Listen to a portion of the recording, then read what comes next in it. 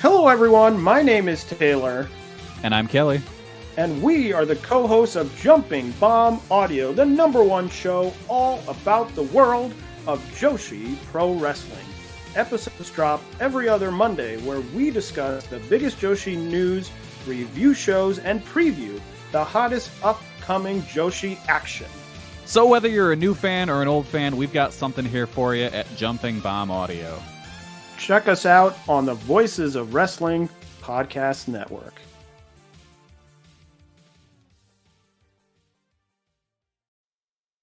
This podcast is a member of the Voices of Wrestling Podcasting Network. Visit voicesofwrestling.com to hear the rest of our great podcasts, as well as show reviews, columns, opinions, and updates across the world of wrestling. What do you guys want to talk about? You are listening to the Flagship Podcast with your hosts, Joe Lanza. You know what I want out of my wrestling? I want Bryan Danielson versus Yuji Nagata, and then a week later, Bryan Danielson versus Hechison. Yes. Why? Because fuck you, that's why. That's what I want out of my wrestling. Rich Crage. The biggest wrestling story of all time, and these fans whoosh, right over their head. So they can go yeet, yeet, yeet, and share Samantha Irvin TikTok videos with each other. That's what we've created. Those are the fans now. And we are live on the Flagship Podcast. I am Rich. He is Joe. Joe, what's happening? Opening day. Happy opening day to you. Absolutely. It was a very happy opening. I was going to say, I was looking at those scores, and I have a good Joe Lanza on my. I have a happy Joe Lanza there. What was it? 8-3, 8-2? A drubbing. Nice 8-2 drubbing of a very, very scrappy and improved Washington Nationals team. So, what constitutes a drubbing? When would you say? What did you say? 5 runs or more is a drubbing, or do you have to get to like 6 or 7 for a full scale? For a baseball drubbing?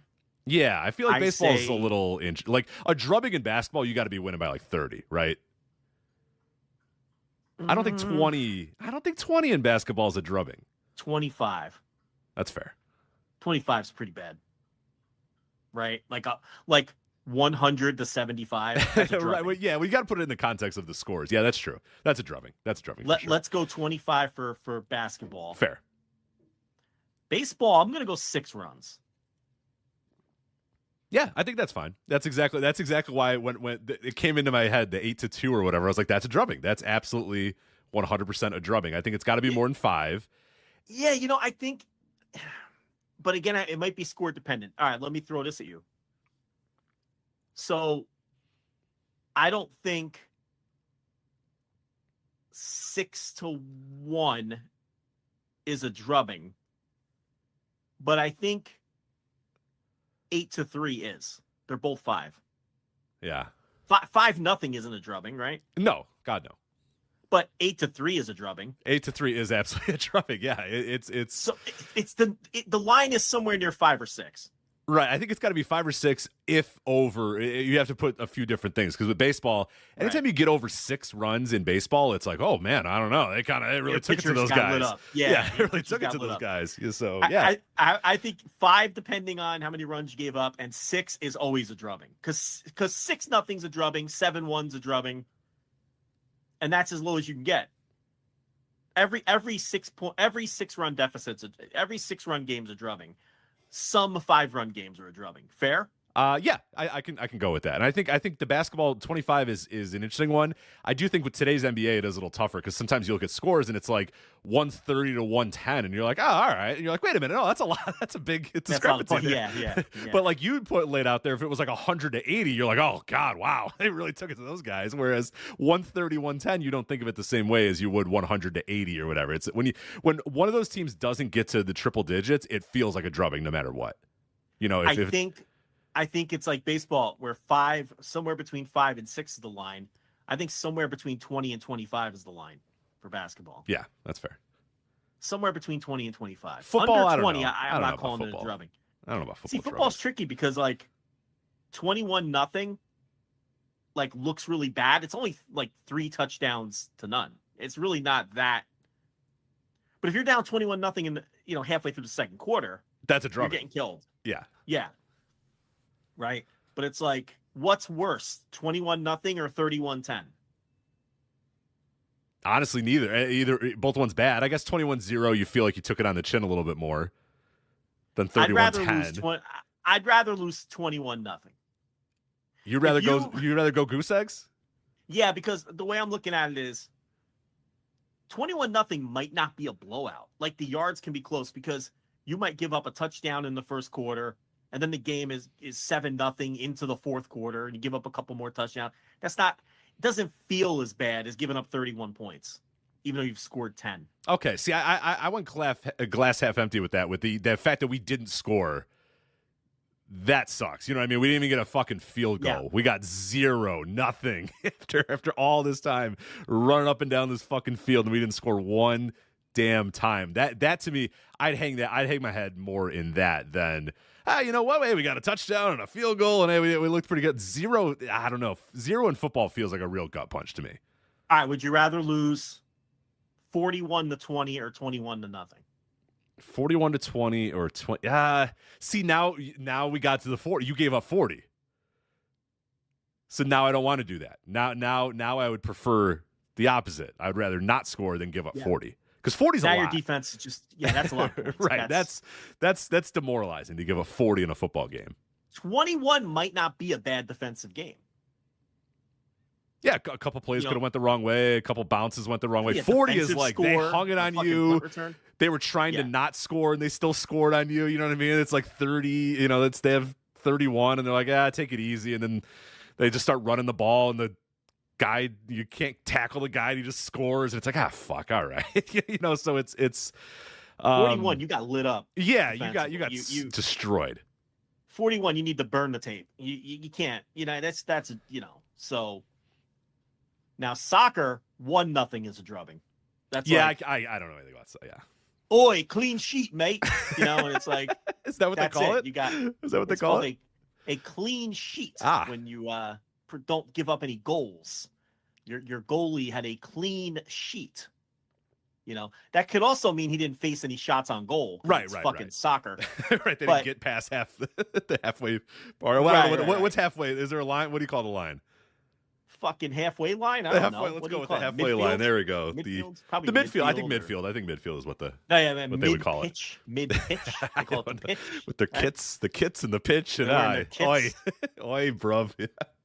They wear their kits and their boots. The MVP is called the Golden Boot, I believe, or something like that. I got no time for any of it, man. I don't know.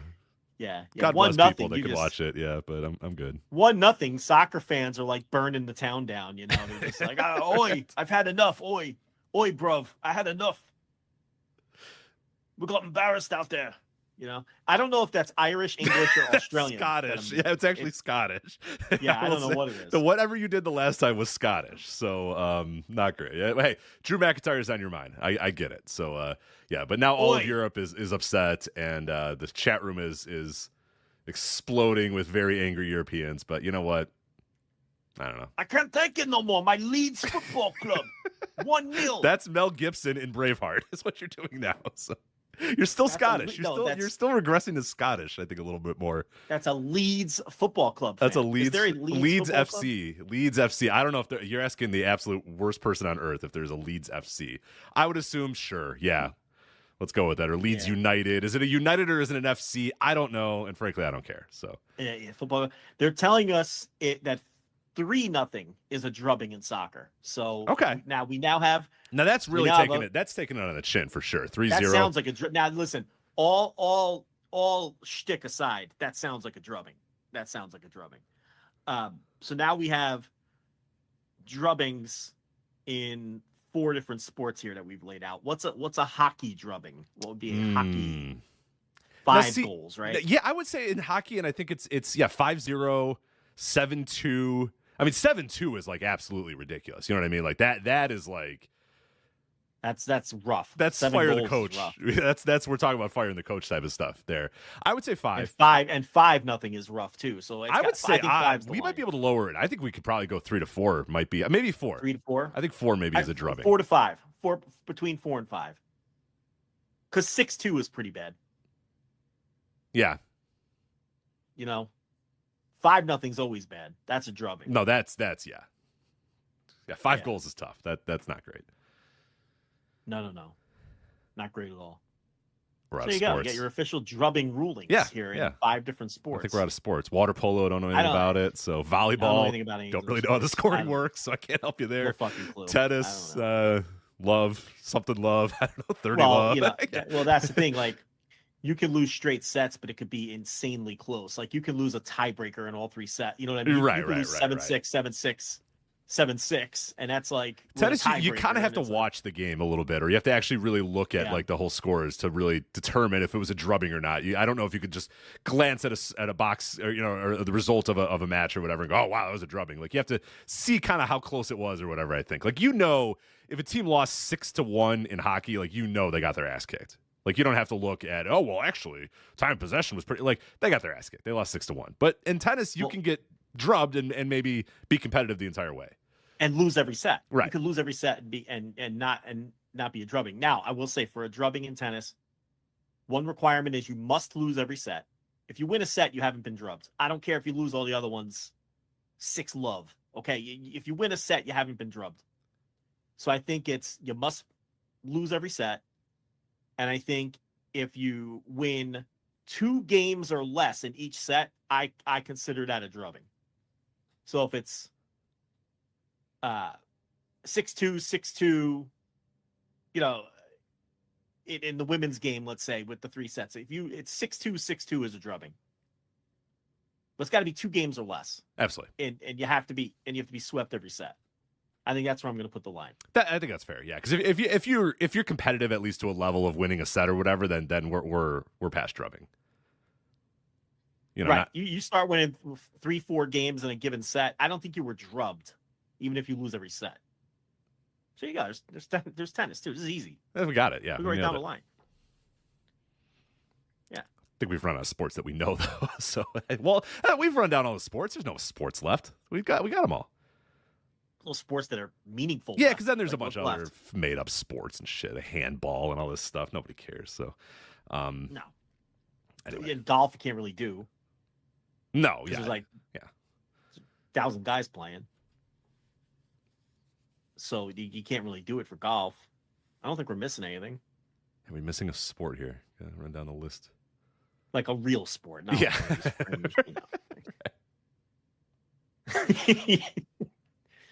We're going to get some very angry. I can't even think. I was about to say we're going to get some angry blanks, but then my brain. No, but we won't. But then I was just like, wait, who and what sport? And yeah, we're good. We're good. I think we covered. Yeah, because even if someone else is a proponent of another sport, they know it's a fringe sport. Right. You know what I mean? Like Jay Michael, who obviously does the New Japan previews and stuff. He's going to come in with some fencing comment, but he knows. You know what I mean? He knows.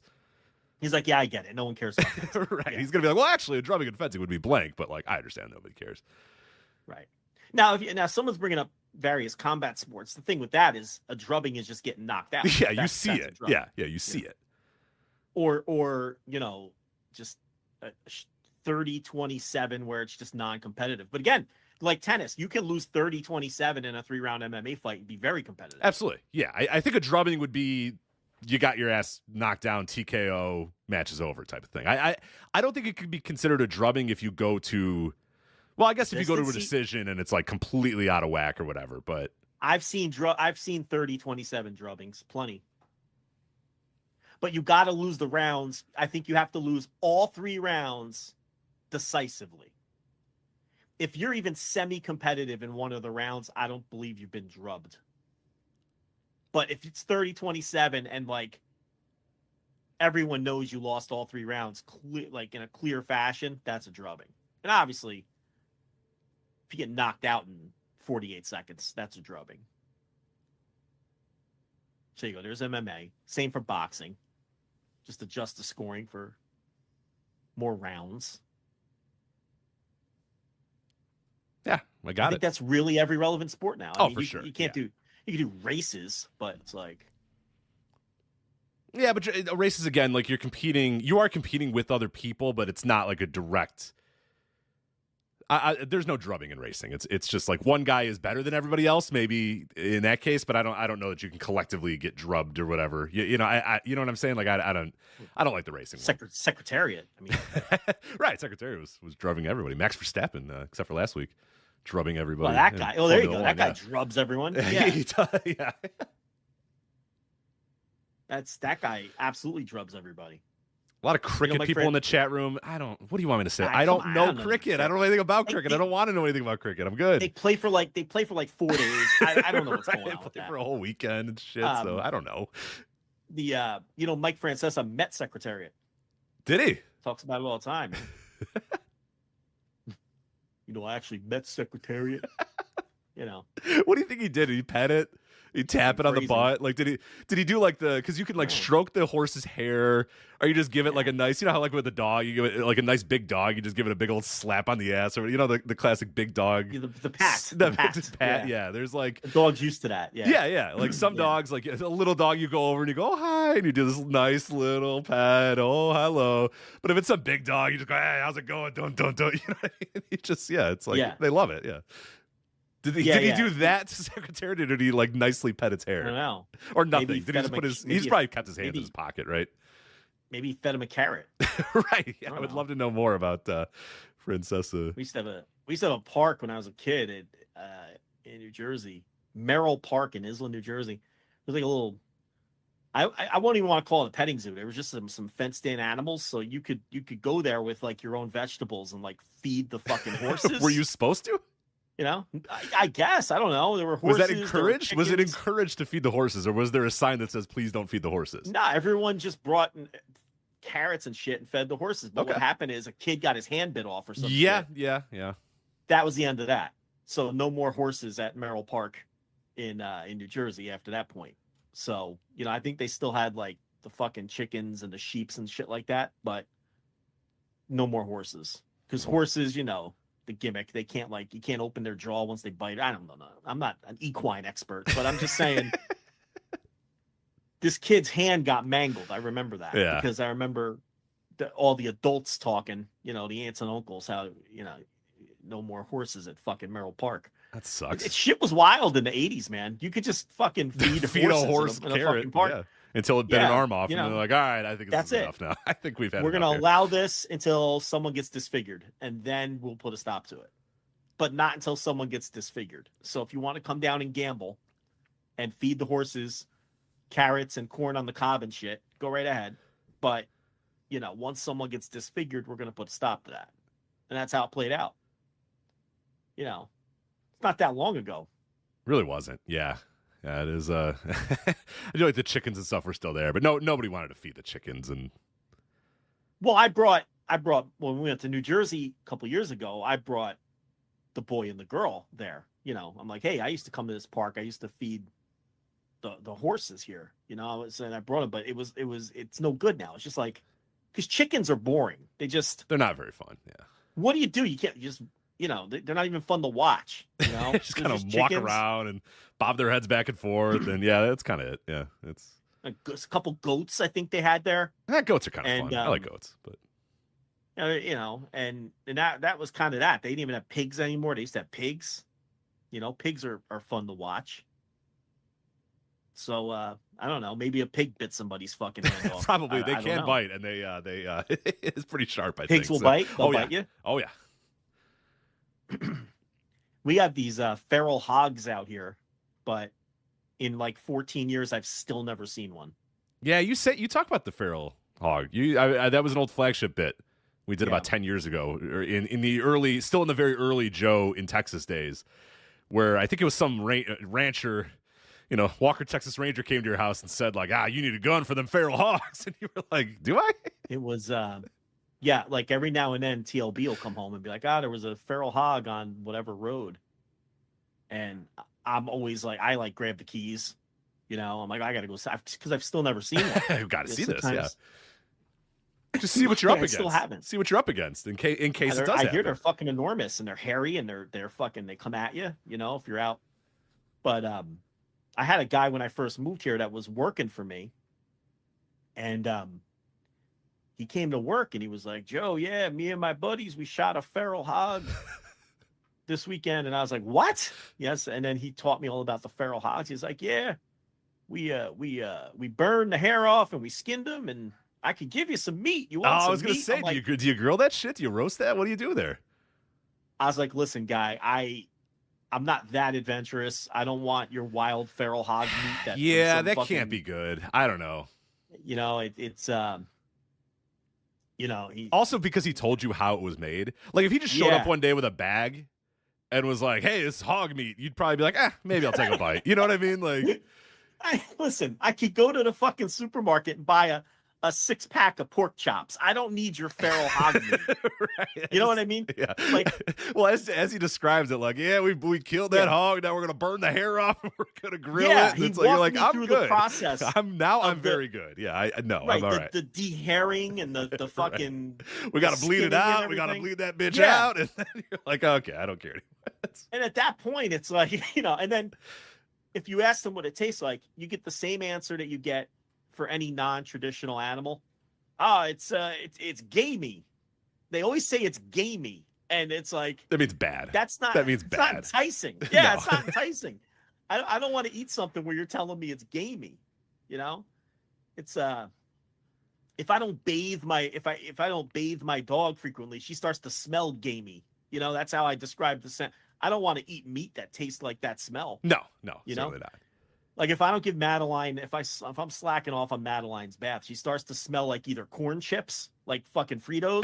Frito feet. That's what we call our dogs when we don't pay them for a while. Is the Frito feet. Yeah. Or it's like salting and gamey. You know, it's like one or the other, which is kind of like kind of a pork rind smell too. Yeah, like if she's outside in the heat and she hasn't been bathed in a while, and she comes in from the heat, it's like, oh my god, right to the bath. You know, because it's got that gamey scent. I don't want to eat fucking feral hog meat think about that scent. No. And think about this guy burning the hairs off. I mean, bleeding it and stuff. Yeah, what does he do with the blood? Like, I don't want to know. It's one of those things. I'm like, guy, I'm from New Jersey. I go to the market. I go to the supermarket. Too much of a culture shock right now. I can't be eating fucking feral hog meat, you know? But, yeah, him and his boys, though, these things are fucking huge. Hell of a time. Yeah, that's probably a good old Texas afternoon. Kill a feral hog, bleed it, dry it out, and eat those things. There you go. Yeah, because you don't have to drive too far to live like in the fucking country. And that these hogs, they roam in packs. They'll fucking charge you, especially if they have what do you call it? A fucking cub? Is it a cub? I don't know what it is. I don't know what I don't know what a hog baby. It's not because they're not a piglet, obviously. What is a hog baby? Well, it's a called? piglet. That's what it is. A piglet, right? It would be a piglet. I guess it would be. Yeah, I guess it would still be a piglet. What's a hog? Fucking. Yeah, I guess it would be a piglet. I mean, hogs are just pigs. So it's just a different type of pig. You know, they call it. They call it a hog baby here. I think just a piglet. Call them babies. Yeah, babies, piglets. That's fine. All right. What's a litter of hogs called? It's a group of hogs. Okay, gilts or sows. It says gilts. What the fuck? I never heard gilt. Hold on, feral. Let me try feral. Feral hogs. Hog. Yeah, a big difference here. Not Ferrell on the bench. Feral. He's still on the air. Can you believe it? Is he really? How could I be the man when you're the man? Yeah, absolutely. Oh. And all he talks about, it's the same show. Like he has like alt rock playing lightly in the back, like metal and alt rock. You know what I'm talking about? Like yes. So for everybody who's never heard him, you have heard him before, by the way. For the guy that Joe was talking about is a syndicated radio guy that if you've ever listened to sports radio at any point ever in your life, after the hours of 10 p.m., you have heard this man. Somewhere syndicated on one of your radio stations. Yeah, and you know that you've heard him because he sounds like this, and I'm talking about sports, and I'm doing this, and you're like, who gave this guy a microphone in the first place? And now he's like one of the most prolific sports radio guys ever. I heard him today on the Sirius XM. They're like, Sirius XM Sports Grid. And I'm like, oh, all right. They're like, on the Sports Grid. Yeah, they're like, all the talk about betting lines. And I'm like, great, never listening to that. And it's like, I can't believe they didn't do the over. And I'm like, oh no, this guy's back. Fuck. All he does go away. All he talks is hockey gambling. That's his whole fucking what a shtick life. Yeah. I got the Canucks in the over. Gotta take the Canucks in the over. Like that's the whole fucking show. While like System of a Down is playing as the bed music. I got a parlay. I like the Flames and the Canucks. Flames. Winnipeg Jets. Been playing really great lately. Little sprinkle on the Devils. Little sprinkle. Yeah, that's his whole fucking show. And he still takes calls and does the same shtick he's been doing for 30 years. Oh, God. Where, Unbelievable. like, the caller will call and be like, Scotty, because he's Scott Ferrell. Right, Scotty. So There's always these Scotty. guys. Yeah. The same bit for 30 years. This is the bit. The caller, every caller does this. The caller, Scotty, you the man. How can I be the man when you're the man? You're the man, Scotty. How can I be the man when you're the man? And this goes on for like 45 seconds. Every call. They go back and forth with his catchphrase, how can I be the man when you're the man? No, you're the man, Scotty. How can I be the man when you're the man? And then he tells him to bet Canucks in the over. Like that's And then it ends with the whole Canucks fucking over. show. I don't know what he does when it's not hockey season, you know? And then it's like, it goes from System of a Down, you know, straight into, you know, fucking name a fucking band that stopped performing in like 1998. Like that's the bed music. And mixing in like a little Cypress Hill now and then, just for a little variety. A little Insane in the Brain, You know? instrumental in the background there. Absolutely. That's the whole fucking show.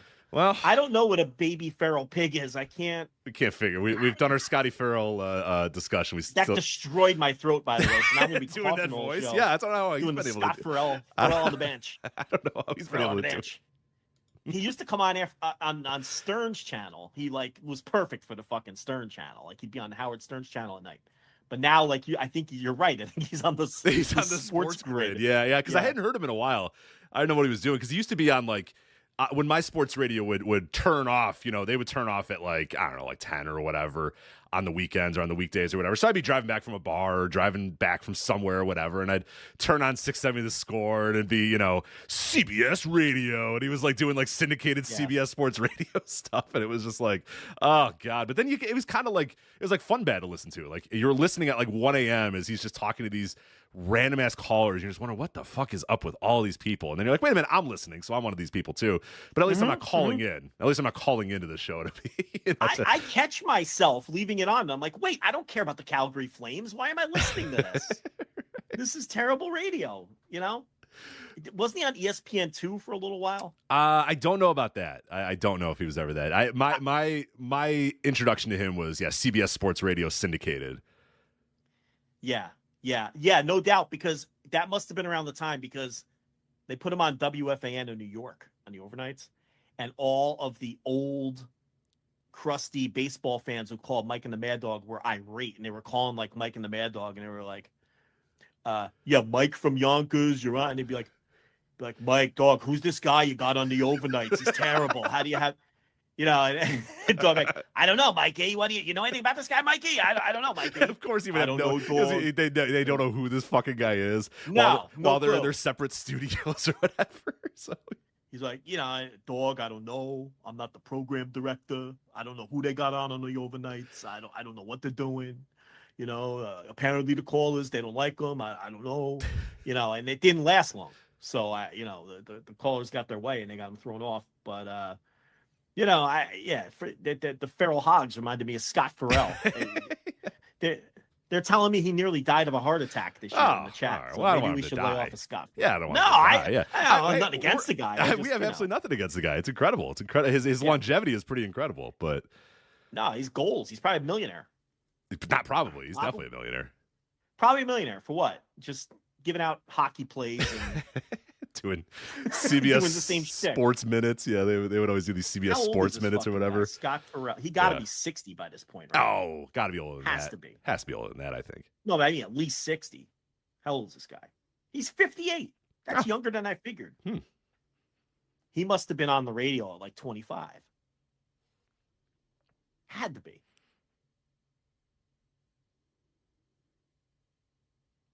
Sports Grid, 2020 to present. Dude, Sports Grid. Sports Grid, a sport betting video service. It sounds awful. Yeah. Well, and now there's Sports Grid Radio on Sirius, which is again sounds horrible. So. Oh my God, he's their midday host. He's on from 4 to 6. Oh, drive time on the Sports Grid. Ferrell coast to coast. Who wants to leave work and hear that? See, again, that's not the right time. Overnights, right time. Overnights is perfect. Yeah. Drive time? Nah, I'm not listening to do it on drive Scott time. Ferrell? Okay, hockey fans under the age of 35 who are sparking up a blunt. You know, they're watching the Kings and the Canucks the on West Coast, feed. the West Coast swing, yeah, for sure. That's who's calling Scott Ferrell. You know what I mean? And you know that drive time is all wrong. The guy leaving the office doesn't want to hear Ferrell on the bench. That's not I'm sorry, Scott Ferrell coast to coast. Yeah.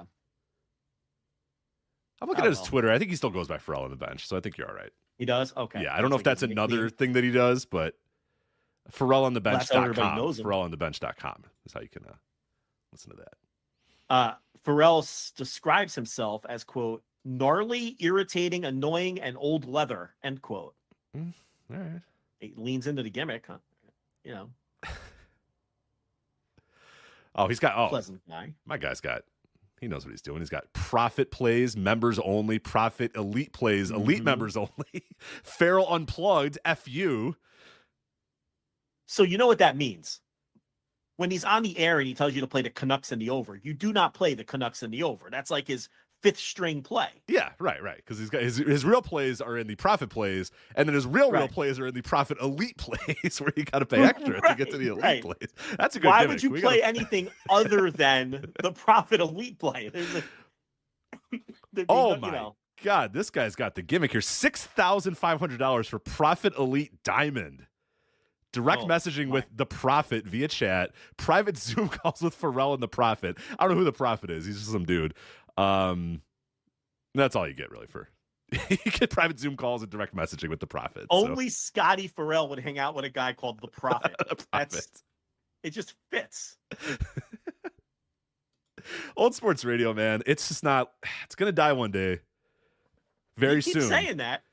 I know, but when we're the last generation though. These kids don't listen to this shit. You know, here's the other problem too. Once all of these guys are done, there's no one coming. There's no one coming up. No. That has any personality, that has a good gimmick, that is good at the job. There's no one coming up behind these guys. And these guys are all in their 50s and 60s.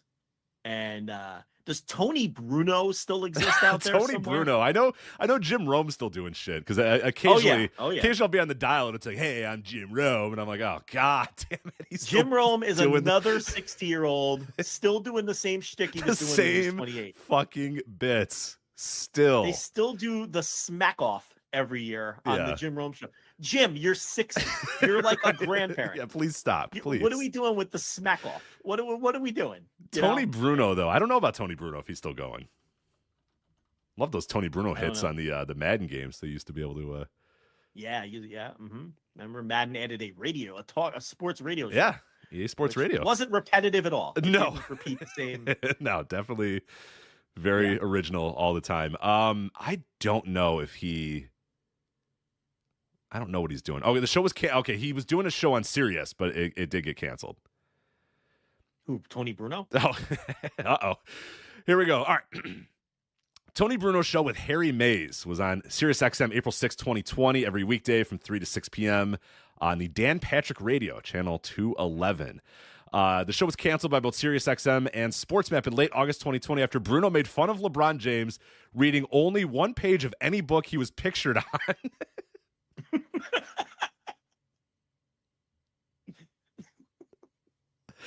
What? He just said that something. I don't know the context of the story, but it said Bruno made fun of LeBron reading only the first page of any book he was pictured with. I don't know what that. I don't know. I guess there was like a picture of LeBron with a book, and he's like, he only read one page of that book or something like that. I don't know. Right. Apparently, that was enough for them to say, I think we're done here. So.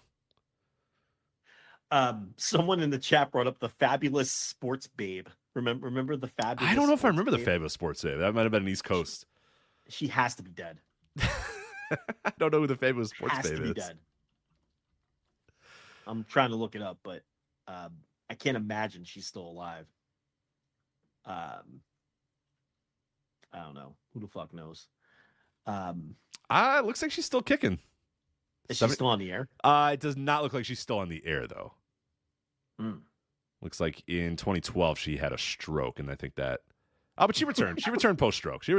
Don't worry. I laughed at her stroke. I feel bad. How dare you? But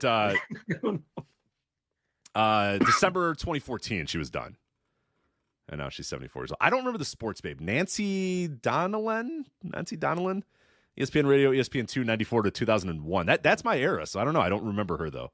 Maybe if I heard her voice, I'd know it. She wore sunglasses indoors, and that's a cool energy. Love that energy. She was a husky lady. She was on the bigger side. Be polite. I want to get canceled here, and she, she heavily gimmicked. Where was she from? Was she East Coast or? I don't know her origins. Okay. I'm surprised she's still around. Well, she's not on the air. She's still alive. You're saying she's surprised she's alive. Okay. She's not on the air anymore. She's still alive, though, as far as I can tell. Yeah. What was the peak, like mid-90s, right, for sports talk radio? For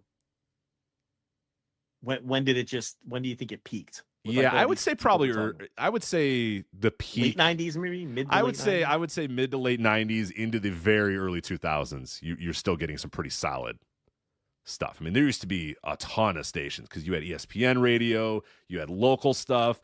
Some local channels had like 3 or 4 different local sports radios, plus CBS Sports Radio syndicated. Like there was a sporting news radio did syndicated stuff. Like it was all over the place in the early 2000s. So I'd say mid 90s to very, very early 2000s. But by like 2001, 2002, you're started going downhill. Yeah.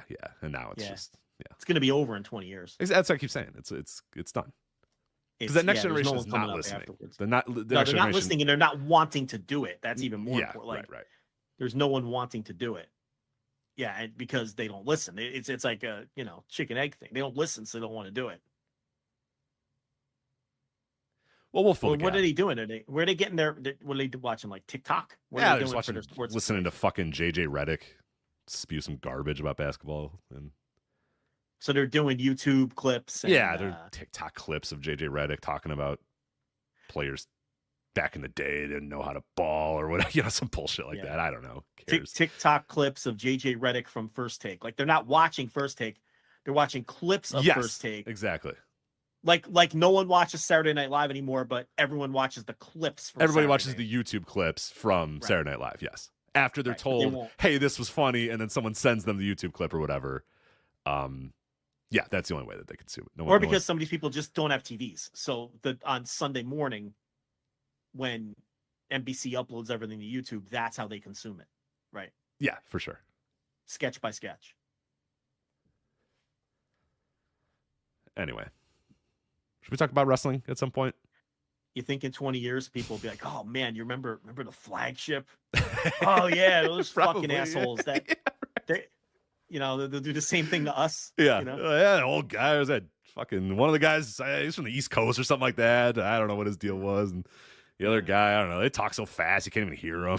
And make fun of how we were like, if you were listening to us on 2X, you could barely hear or whatever, because that'll just be the norm. Other guy will be like, "Oh wait, no, they're still around. Look at this. They're on."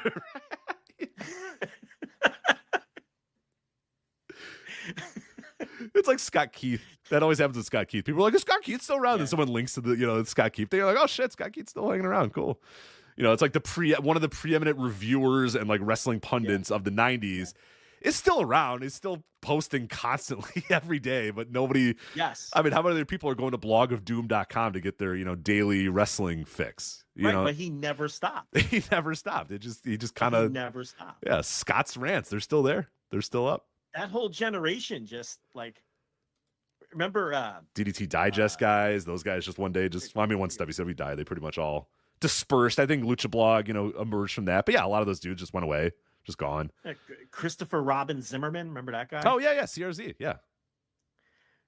Do you remember? Now this is going back even further. Do you remember the Bagpipe Report? Of course, I remember the Bagpipe Report. Yeah, you do. Okay, I wasn't sure if you were around then. The Bagpipe Report, right? You get this email. And like it was the old school where like the logo for the Bagpipe Report was the intricately typed characters from the keyboard forming the logo of. You remember you had to do that before, absolutely. Like graphic arts. You had to like use the fucking the you know what I'm saying? The fucking bagpipe. What happened to that guy? Yeah, I don't even remember the guy who did it. What was that dude's name? I don't know. I just remember the name of the fucking. Yeah, I definitely remember getting those emails. I'd get them forwarded to me. There was some guy that I knew that would forward them to me or whatever. The guy's probably a pedophile or whatever. I was definitely like 11, but that's fine. You know, hey, it was Rob Feinstein sending me a bagpipe report or whatever, you know. Hey, kid, you want some wrestling news, kid? Yeah, I do. Yes. Yeah. You know? I always think about that, of like being online when I was online at like, I was like 10 years old in AOL chat rooms, just thinking about the, you know, random dudes messaging me all day. It's just like, oh yeah. You probably danced with the fucking devil. I'm sure I did. But I did actually reconnect. I don't know if he's listening right now, but I actually reconnected with some guy that I knew back in the day. We were the same age, for the record. We were both like 12 years old at the time or whatever, but he, via our WrestleMania weekend schedule page, went to the website, saw my name, and was like, shit, I think I remember that guy. And then messaged me on Discord and was like, hey, are you? And then gave me like my old AOL username that I hadn't thought of in years. And I was like, holy shit, yes. I was like, how do you know? And he's like, I was da-da-da-da or whatever. And I was like, holy crap, unbelievable. Man. So yeah, we reconnected. It had been, I mean, we last talked in, I don't know, 2003 maybe. It had to be 20 plus years ago last time we had talked. So it's pretty cool that and he's going to WrestleMania weekend and stuff. And he's like, I just found you because I was looking at trying to figure out what to do for this WrestleMania weekend. And I found you that way. And I was like, unbelievable. Yeah. Wow. We used to sell cutouts of wrestlers on the internet. So we would go onto Photoshop and grab a wrestler and then, you know, cut out the background and then sell it online. Because people, that was a big commodity in those days. Really? Yeah. To get a cutout of The Rock. Money doing that? Oh, yeah. I mean, not life-changing money, but we made a couple bucks here and there. You would trade them, too. You would trade them for other... Like, there was the classic one that everybody wanted was Ric Flair holding the WWF title in, like, 1992. Oh. Like, that was, like, a classic. Like, if you had a high-res version of that or whatever, you were good. And people would go through and go to the library and, like, you know, take out old wrestling magazines and scan them and then cut them out and try to sell them and stuff. It was a whole industry, but not anymore. Nobody cares. Oh, so what happened was you were getting so much sex from doing that's why you stopped. Exactly. Right. It was like... Right. Well, I was trying to I was trying to juggle, and then I was doing e-fetting at the time too. So I was trying to juggling all the sex in the parties with the e-fetting and cutout trading that I was doing. So yeah, it just became untenable, and I was like, something's got to go here. So I decided to just continue, just do the e-fetting and the sex. I let go of the cutouts and said I'm just going to e-fet all the time, and EWR and fantasy book all night, and then the sex afterwards. But yes, sex, the partying. South Park wrestlers, you know, yeah, oh yeah. South Park wrestling. Oh, the internet, man! Remember? Yeah, so innocent. Other than the pedophiles, other than all the pedophiles, it was so innocent in those days. But South Park, all the South Park signs at those fucking Raws. Fucking South Park X-Pac, you know, all the time, every show. Those Attitude Era Raws. Well, that's a good transition. Do you think the Attitude Era's back, Joe? Thank God the Attitude Era's back. Yeah. Do you think with the return of the Attitude Era that South Park signs will come back? I hope. Oh man, I'm so ready for the Attitude Era to come back. Otis in the image of Cartman is just right there. I mean, absolutely. You know, it's just begging to be done. So, yeah. You know, Darby Allin as Kenny. You know, you can get real creative with that. We're there. There's free ideas, by the way. Free ideas. Everybody can take these. But yeah, we are going to talk about that here in a second. The Attitude Era is officially back because The Rock attacked Cody and Cody bled. So we're back. PG era is dead. Actually, Rich, they're calling it the Renaissance. The Renaissance era. Yes, we will discuss the Renaissance era, the return of. Yeah, you're right. The Attitude Era is not back. The Renaissance Era has begun. TVPG RIP IMO. You know what I'm saying? Sure.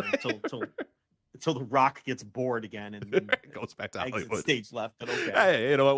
We'll cross that bridge when we get to it. But we'll talk about that. We're going to talk about Raw. There are rumors that we are now a Raw review podcast. Those rumors are unfounded. What are they talking about? we're going to talk about Raw, but we're not going to review every second of Raw. Ivy Nile and Candice LeRae will not be discussed on this show. So, but we will. It's funny. Rich is talking about the Discord today when we put up the run sheet because you get a little early there.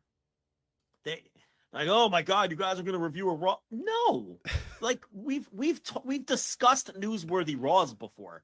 right? Like, I'm not going crazy. No, of course we reviewed Raw 25. That was awful, and we never did it since. But like, no, we've discussed when a big thing happens on Raw, we discuss it. It's like we don't ignore Raw ever. We mostly ignore SmackDown just because the way it's scheduled. It's either like we're not going to talk about something that happened 6 days ago that by the time everyone listens is another episode's going to happen again. So SmackDown usually does get the short end of the stick. And rightfully so most times. But you did a Flagship Plus episode about SmackDown a little bit. But yeah, we talk about Raw. We talk about Raw. That's where Flagship Plus comes in handy. Yeah. On that $5 tier. But do people know that there's all kinds of bonus flagships happening on the $5 tier? Maybe they don't know. They know. Maybe they don't. Well, they need to know because Flagship Plus has been alive and kicking there. FlagshipPatreon.com. We are doing that as supplemental flagship episodes, and that is a great transition as we talk about SmackDown because, Joe, you did a review of SmackDown on last week's Flagship Plus discussing, or you did it on Monday, I believe. It came out this Monday, this very week. You did about Mercedes and her WWE-style presentation, which, hasn't changed all that much this week, so not a ton that has changed there. You talked about a bad SmackDown WrestleMania weekend. You did that on Monday. A couple days prior, I did a Flagship Plus talking about Jack Perry's AEW status, how AEW is involved with the New Japan character, the Slammies were coming back. I broke down all of the categories and the nominees of the Slammies. I talked about who was leaving Stardom to join Rossi Ogawa's new promotion, and also some funny business in the world of Chicago indie wrestling as Warrior Wrestling went out of business and filed for bankruptcy, and then hours later created a new Pro Wrestling LLC. But you know what? Of course, that's how wrestling is. You would file for bankruptcy, and then the very same company would change all their Twitter accounts to a new Pro Wrestling LLC and move on without like nothing ever happened. But yeah, we're doing those Flagship Plus on the $5 tier over at FlagshipPatreon.com. They're basically filling in the gaps of things that we can't talk about on the flagship, aren't relevant to talk about on the flagship, or just weird timing where, we do these things every single Thursday or whatever. There might be a big story or something we're talking about on a Monday or a Tuesday or whatever, and it makes sense then to do the Flagship Plus, or I'm planning on doing them throughout the weekends as well. So yeah, $5 tier over at FlagshipPatreon.com. Flagship Plus, bonus flagship. If 3 hours of us is not enough, you got the Flagship Plus there at FlagshipPatreon.com. They've been running about an hour to an hour and a half each. It's good because it's stuff that probably wouldn't make the run sheet for this show for whatever reason. So, it's stuff that, we've done DDT reviews. We've done the New Japan Cup final review was on the Flagship Plus. Promotions that might not necessarily be able to make the cut in a given week, so a lot, just additional content. And there's been at least, what are we averaging, about 2 a week, I guess? Right around there. Yeah, it's been about 2 a week. So, that's on the $5 tier. So, and it also gives us a chance, since we're doing them solo, and we might do a couple together. Who knows? Kind of just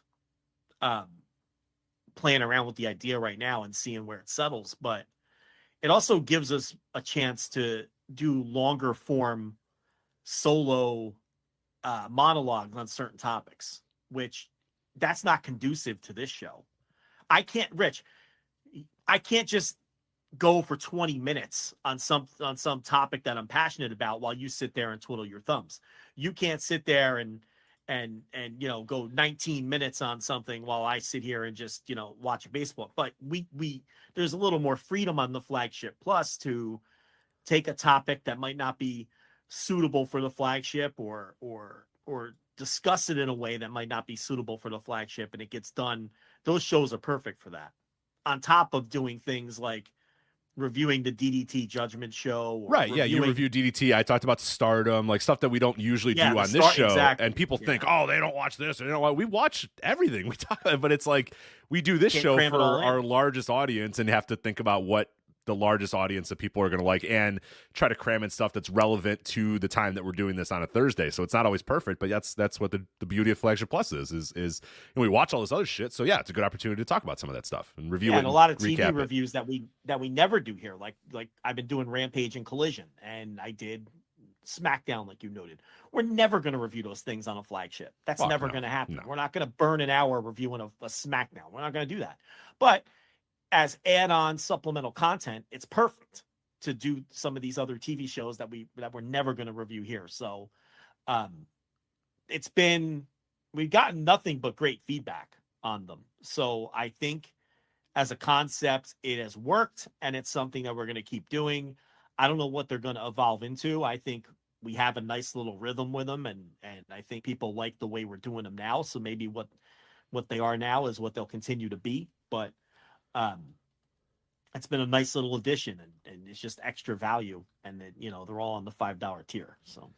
Yeah, get used to that. Well, we're going to do some more plugs, by the way, because you're going to want to be on Flagship Patreon very, very soon as we discuss what's going to happen over the next week or so. But we'll do that when we get to it here in a little bit. But obviously on this show, we're going to talk about the Raw, the Rock attacking Cody, CM Punk dueling Drew McIntyre, some more stuff about that. Then we'll get into some big picture thoughts about WrestleMania itself, WWE WrestleMania, obviously, and then a little bit about WrestleMania weekend as well. AEW invading CMLL this Friday. Big show in CMLL this Friday. There's a great preview up at voicesofwrestling.com from Lucha Blog. Cubs fan wrote a great preview about the show, gave it his highest recommendation. It's going to be a little tricky to watch, and we could probably explain that on the show as well for people that are maybe just jumping in, or, hey, you're an AEW fan and this show sounds interesting. How do I watch this?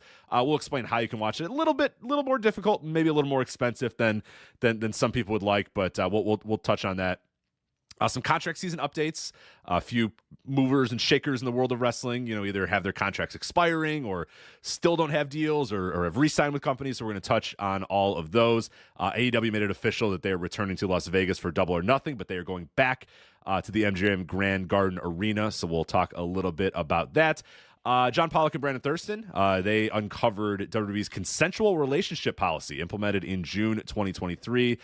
So we'll touch on a little bit of that. And then, of course, only the biggest topics here for the Flagship. So, of course, we are going to review MLW Once Upon a Time in New York and preview the big-time MLW show coming up this weekend, MLW War Chamber, streaming on Triller TV, powered by Fight. So you're going to get that a little bit later.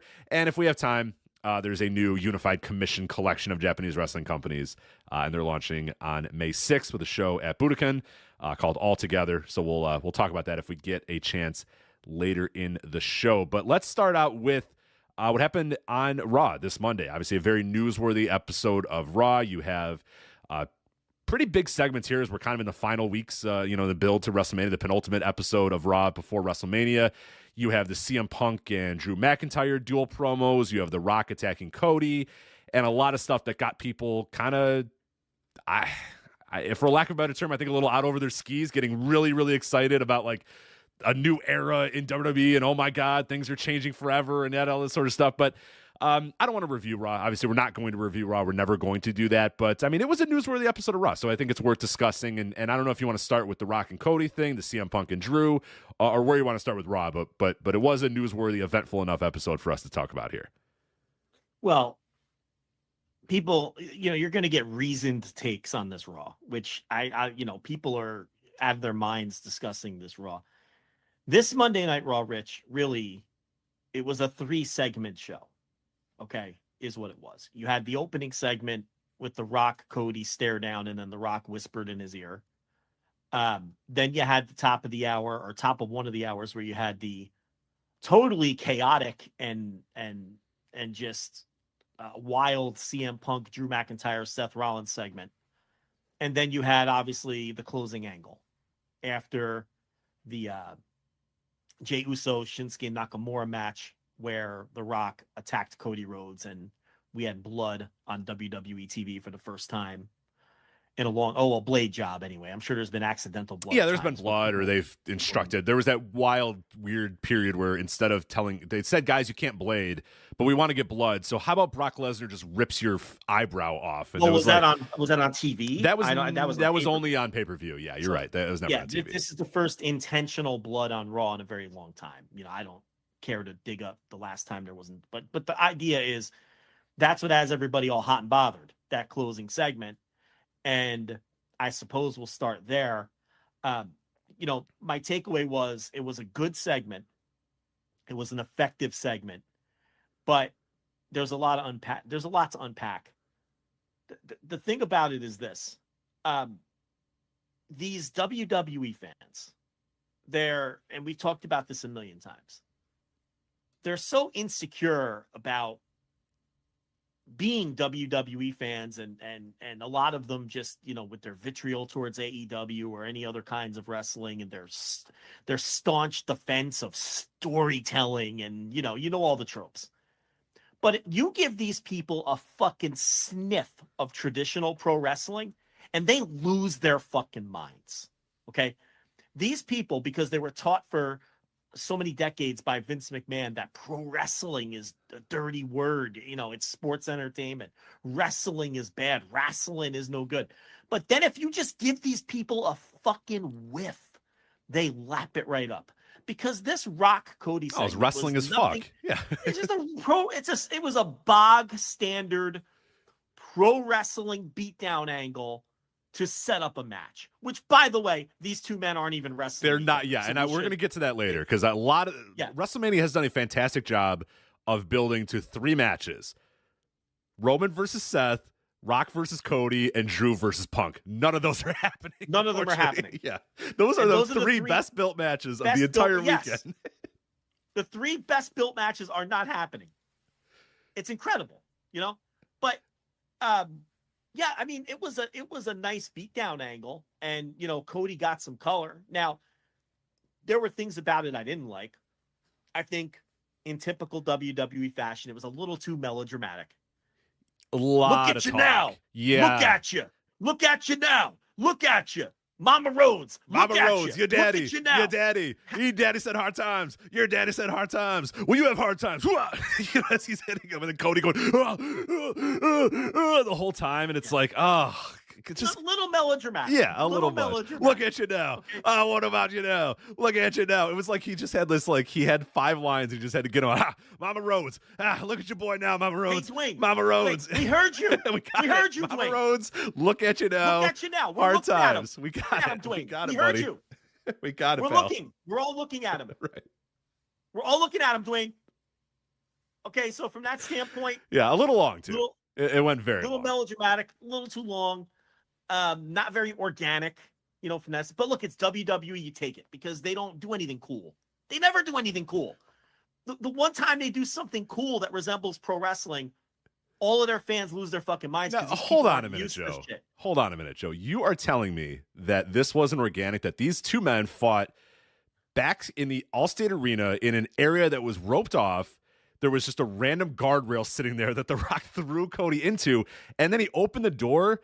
And it just so happened that the official vodka of WrestleMania's truck was right behind them. And you're saying that wasn't organic? Look, sir. I don't want to rag on it too. I don't want to rag on it too much because I did think it was good. By the way, there is an official vodka of WrestleMania, in case you're wondering. Yes, there is. I don't want to rag on it too much, but it's funny to me that these fans then act, because these fans don't watch anything else. A lot of these WWE fans, they think the rest of the wrestling world is beneath them. They don't watch anything else. They mock anything that's not done the WWE way. But so they don't see things like this very often. And it's almost like you just sit back and watch people losing their minds and talking about how this is kicking off a new fucking era of the company and how amazing this little angle was when we see, listen, this was not, believe me, this was not reinventing the wheel of a beatdown to build a match. I mean, we've seen angles like this countless times. This was a pretty good one. It wasn't even close to the best of its type that I've ever seen. It was good though. And these people just lose their fucking shit because they don't get things like this. So from that standpoint, that's fascinating to me. And the other thing that was fascinating to me is, again, these 2 men are not wrestling each other at WrestleMania. Cody is wrestling Roman Reigns. But, it's funny. The Rock comes in and takes the match. The fans immediately reject it. The Rock is savvy enough to pivot. And don't think for a second. Leave Paul Levesque out of this. If the Rock wanted that match, Rock would have that fucking match. The Rock is booking all of this. Paul Levesque has no say when it comes to The Rock. Let's make that clear. And if anyone thinks he does, you're fucking lost and you don't know what you're talking about. But the point here is, Rock was smart enough to say, okay, this is not going over very well. They pivot back to Cody and Roman. But The Rock wasn't, he didn't let that, because he knows that he is so much more charismatic than everybody else in this company. which is not even necessarily a slight on Cody or Roman Reigns, because The Rock is arguably the most charismatic wrestler to ever walk the earth. Right. It's hard to compare anybody to The Rock, who's not only the most charismatic wrestler of all time, two people, but also like one of the biggest movie stars, of this generation as well. There's Inoki, there's Hogan, there's The Rock. That's pretty much the list of people we have tape on. You want to throw Austin in there? I think that's kind of a different thing, but go ahead. Throw him in there too. Because I don't think Austin, I don't want to take this show in a different direction, but I don't think Austin had the ability to control a room by just changing a facial expression. The way Inoki was a fucking god. Go watch it. The Rock, look how he owns these fucking crowds, who a month and a half ago claimed that they didn't want him there. Now he's clearly the biggest star in the company and the biggest star at WrestleMania. Hogan had that same effect. Hogan ate up The Rock at a WrestleMania. Mm-hmm. Famously. So you got to put the Hogan in that class. But the point here is, The Rock didn't let that shake him, that these fans, whined about it and got the match changed, whatever, because he knew that he eventually was going to own this shit and be the biggest star at WrestleMania. And he's going to be the biggest star at WrestleMania. And he is the biggest star at WrestleMania. Compare Cody's segment on SmackDown. Okay. A couple days before with The Rock, which was a complete dud. That segment was a bomb because did I say The Rock or Roman? You Roman. said the segment that was a bomb was the Roman segment with segment. Roman on SmackDown was a bomb because Roman, he doesn't compare to the. I got it. Can I say this about Roman?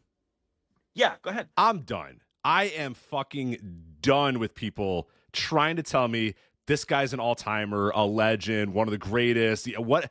We're done, man. We are done with that because my man is getting dog-walked in this build to WrestleMania. He is far and away the third most important guy. When he gets in there, his segments are just bombing, like we said, to epic degrees. There's no energy. There's no he's doing his rehearsed WWE lines while The Rock is able to do whatever the fuck he wants because he's The Rock and he can do whatever lines he wants. And Cody is out there cutting great promos as well. And then you look at Raw where you have Drew cutting just kind of off the cuff promos. You have CM Punk over there cutting off the cuff promos.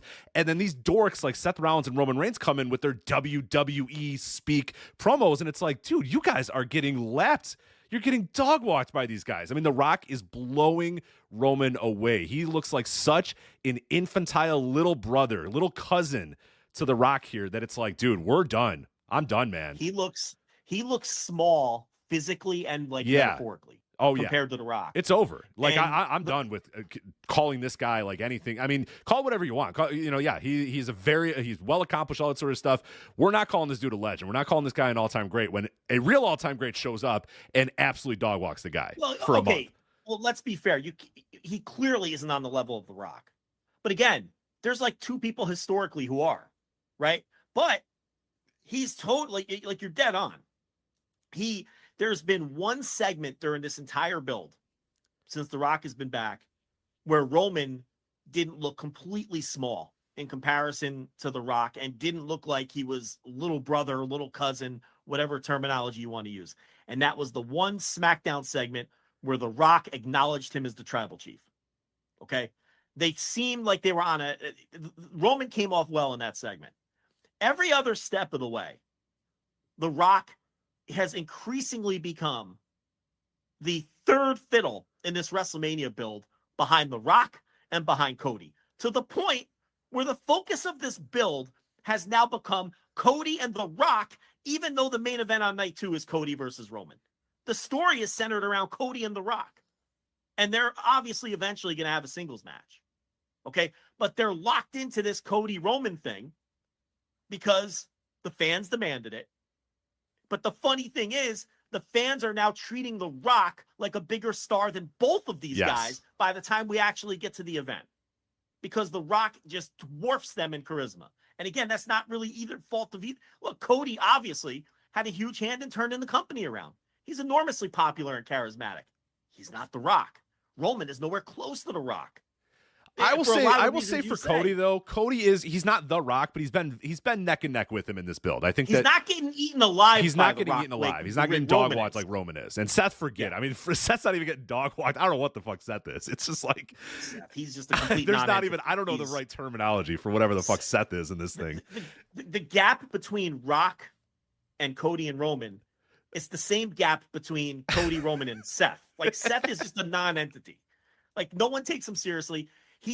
I feel bad for Seth because he tries so hard. He really to get this does. Stupid fake world title. I know. Like this, he works his ass off to get this stupid fake world title over. No one gives a shit about this fake world title. Not a single fucking person gives a shit at a meaningful level about his little fake world title. Because as you said before, Seth's own match is about Punk and Drew. It's not even about him. And he's the fucking champion. He's the champion. He is the third fiddle in his own match, and he's the fourth fiddle in the tag match or whatever. Yeah. He's just the fucking guy. And because it's like you have The Rock and you have CM Punk, and they just have a different level of charisma than these people. And then you have Seth Rollins out there in his goofy clothes, making his dumb face. doing his dances in his yellow pants and his puffy sweaters, and it's like, brother. They see through it. They see through it. If you go back and watch the segment with Punk and Drew from Raw, where Punk and Drew are like, they're just, they're shooting on the square with each other. Like, there's probably a little bit of legitimate heat there, but they're working. I'm not implying that they're not working. They're obviously working. Right. It's a classic work where you kind of toe the line and hopefully you don't go over that line or whatever. And sometimes wrestlers do go over the line, but you want a little bit of that organic thing. Drew's saying, hey, I'm a little strong, hey, I'm going to lift weights that are bigger than you, that you've ever lifted or whatever. And Punk being like, well, you know what, you're always hurt. Or, this little stuff here and there that's just kind of little jabs that ideally both parties are at the end are going to be pretty cool with and be like, right. That was a good line. They know that they're there to work, and you could tell Punk is legitimately hot that segment was a mess, but it was like, we'll talk about that segment here in a sec. Yeah. It was like beautiful is the wrong word. It was like a compelling mess because it wasn't smooth at all. The guys are kind of doing their own thing. But my point is then Seth came out and the segment died. All right. It's just like, oh no, here we go. Yeah. It's like we just had real humans talk and give real emotions and put real energy, and then he goes, I've heard enough of this. It's just like, oh no. he's in the and if you go back and watch it, as soon as he gets in there, like they're singing, they're doing the but that's like all he has is the dopey song. And when they're done with that, they're like done with him. And then even Punk's shit starts to bomb. Like his retorts to Seth. No, like Punk thought he had these great zingers, but at that point, people were over it.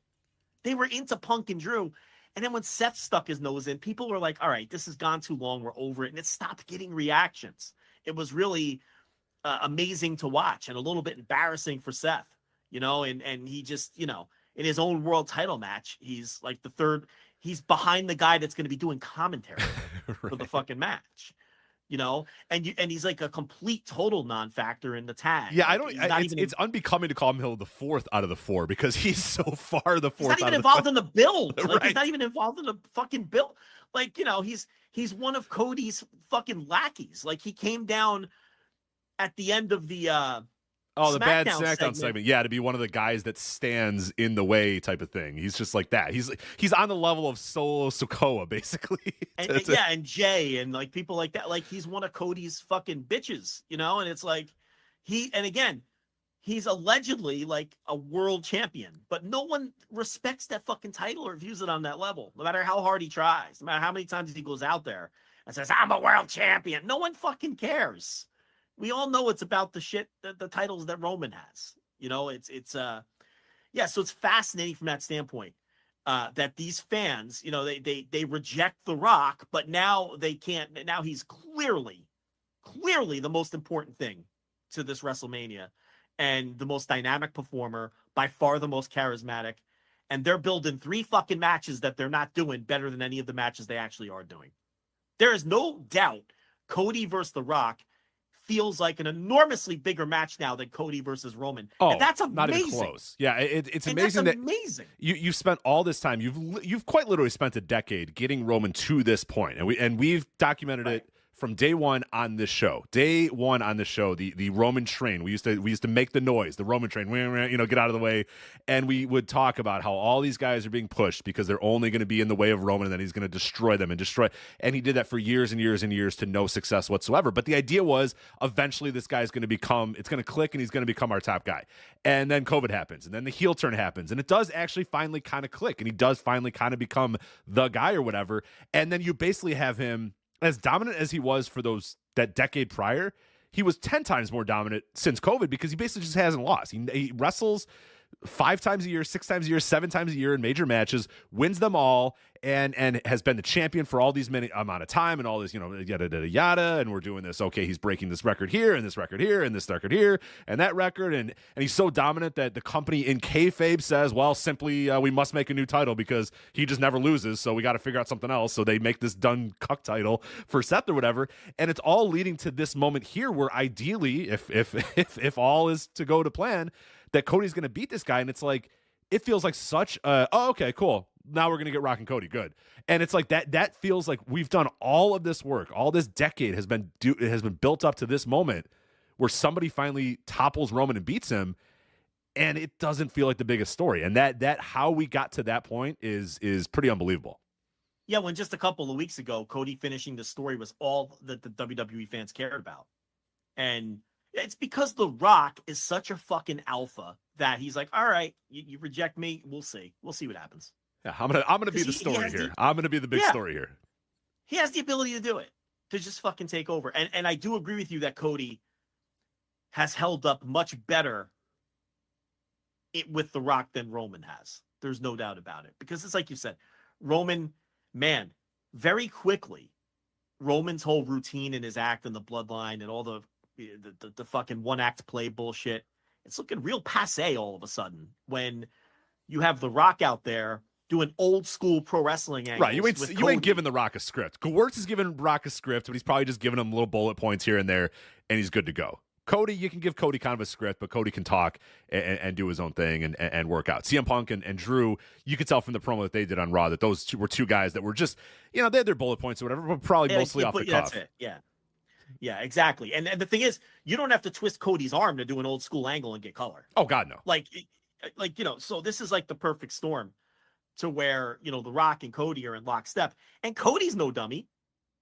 He knows that he's getting the match against Roman to close out WrestleMania, and he's got a much bigger program waiting for him with The Rock. And it's like, it's crazy how Roman just got totally usurped by The Rock here.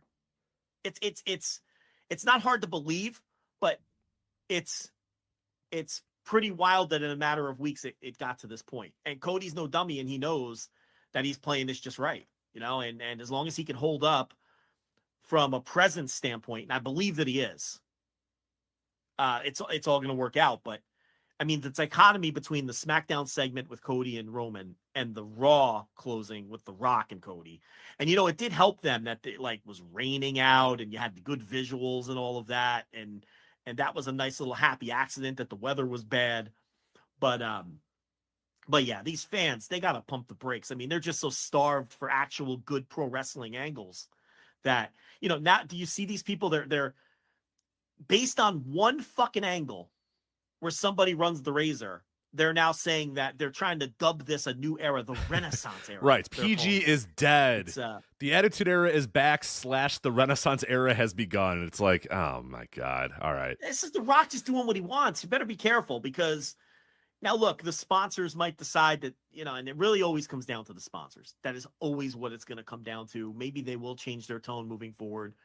But we know that The Rock has leeway that other people don't have. There was a report out from Meltzer that some of the other talent was grumbling like, shit. It's easier for him because he gets to do things that we don't do, which is nonsense because even if you put The Rock on a level playing field, he's still going to get over more than right. He is still The Rock. So I think it's going to work. I get that he has a leg, but look, he's the biggest star in the fucking universe. Those are the rules. Sorry.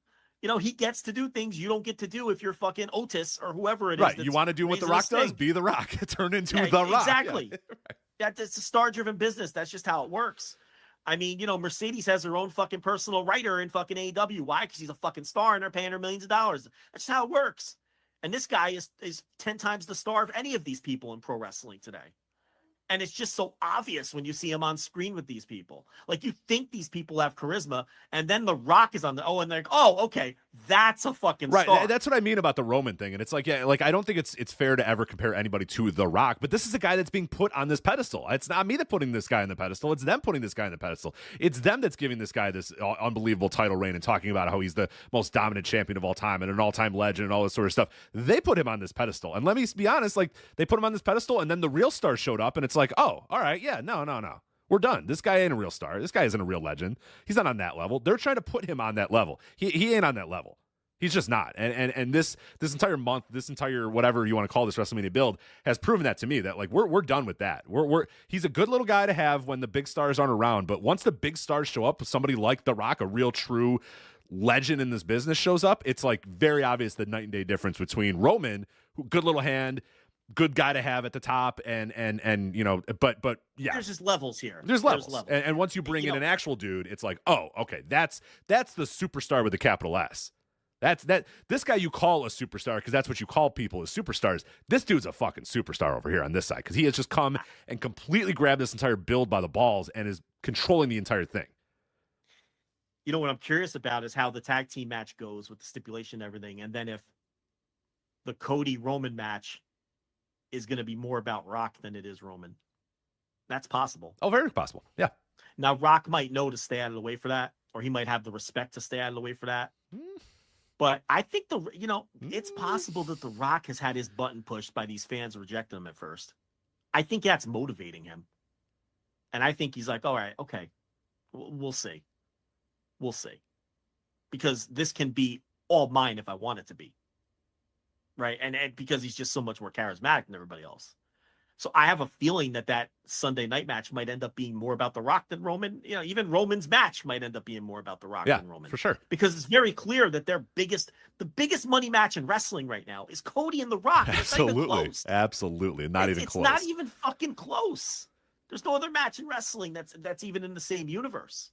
And, you know, we thought it was going to be Roman and Rock. That would be the big money match. You know, maybe Cody would win the title, splinter off from this story, and then The Rock and Roman would have. But again, Roman cannot hang with these two guys. No, and that's the other thing I was going to say too. Like we talked about for 5, 6, 7 years. What the end goal of all this is The Rock comes back and The Rock and Roman face each other. I mean, or let's say 4 years since COVID, like since the bloodline angle started. We even said it. The blood. We came on the show after the Royal Rumble thing, that little Royal Rumble press conference or press junk or whatever the fuck they called that thing at the Royal Rumble, and we said, look, everybody, the plan all along, the plan for the last 4 years has been to get to The Rock versus Roman somehow, some way, or whatever. So you just got to eat it and just understand that that's the plan, and that still should have been the plan, and that probably is still kind of the plan. But like you're saying, it's going to get right now. It doesn't feel like the plan. Right now, Cody versus Rock feels like the better plan. It is. Do you think Rock, when they did the whole "we want Cody" shit, do you think he thought to himself, you know what? I need to pivot here. It's Cody I need to be working with. He's a very smart man. He grew up in this business. I'll tell you that. He grew up in the wrestling business. And Cody, who's Cody to say no? He's just going to fucking Of course. I get to be the champion and face you and do a feud with you? Sure. Great. I'll bloody you. He's getting every match. He's getting Roman and he's getting The Rock. You know, so he's just going to keep his mouth shut and pipe down and sure thing, Dwayne. Whatever you need from me, Dwayne. Blade? Sure, I'll blade, Dwayne. And Cody loves that shit anyway. He's probably been dying to do that. He's Dusty's son. You think Dusty's son isn't, fine getting beaten down and bloodied to build up an angle in a match? I think he's okay with it. And you got gimpy fucking Phil back there licking his chops to fucking do some blade jobs too now. He's probably like, oh, give me a taste of that.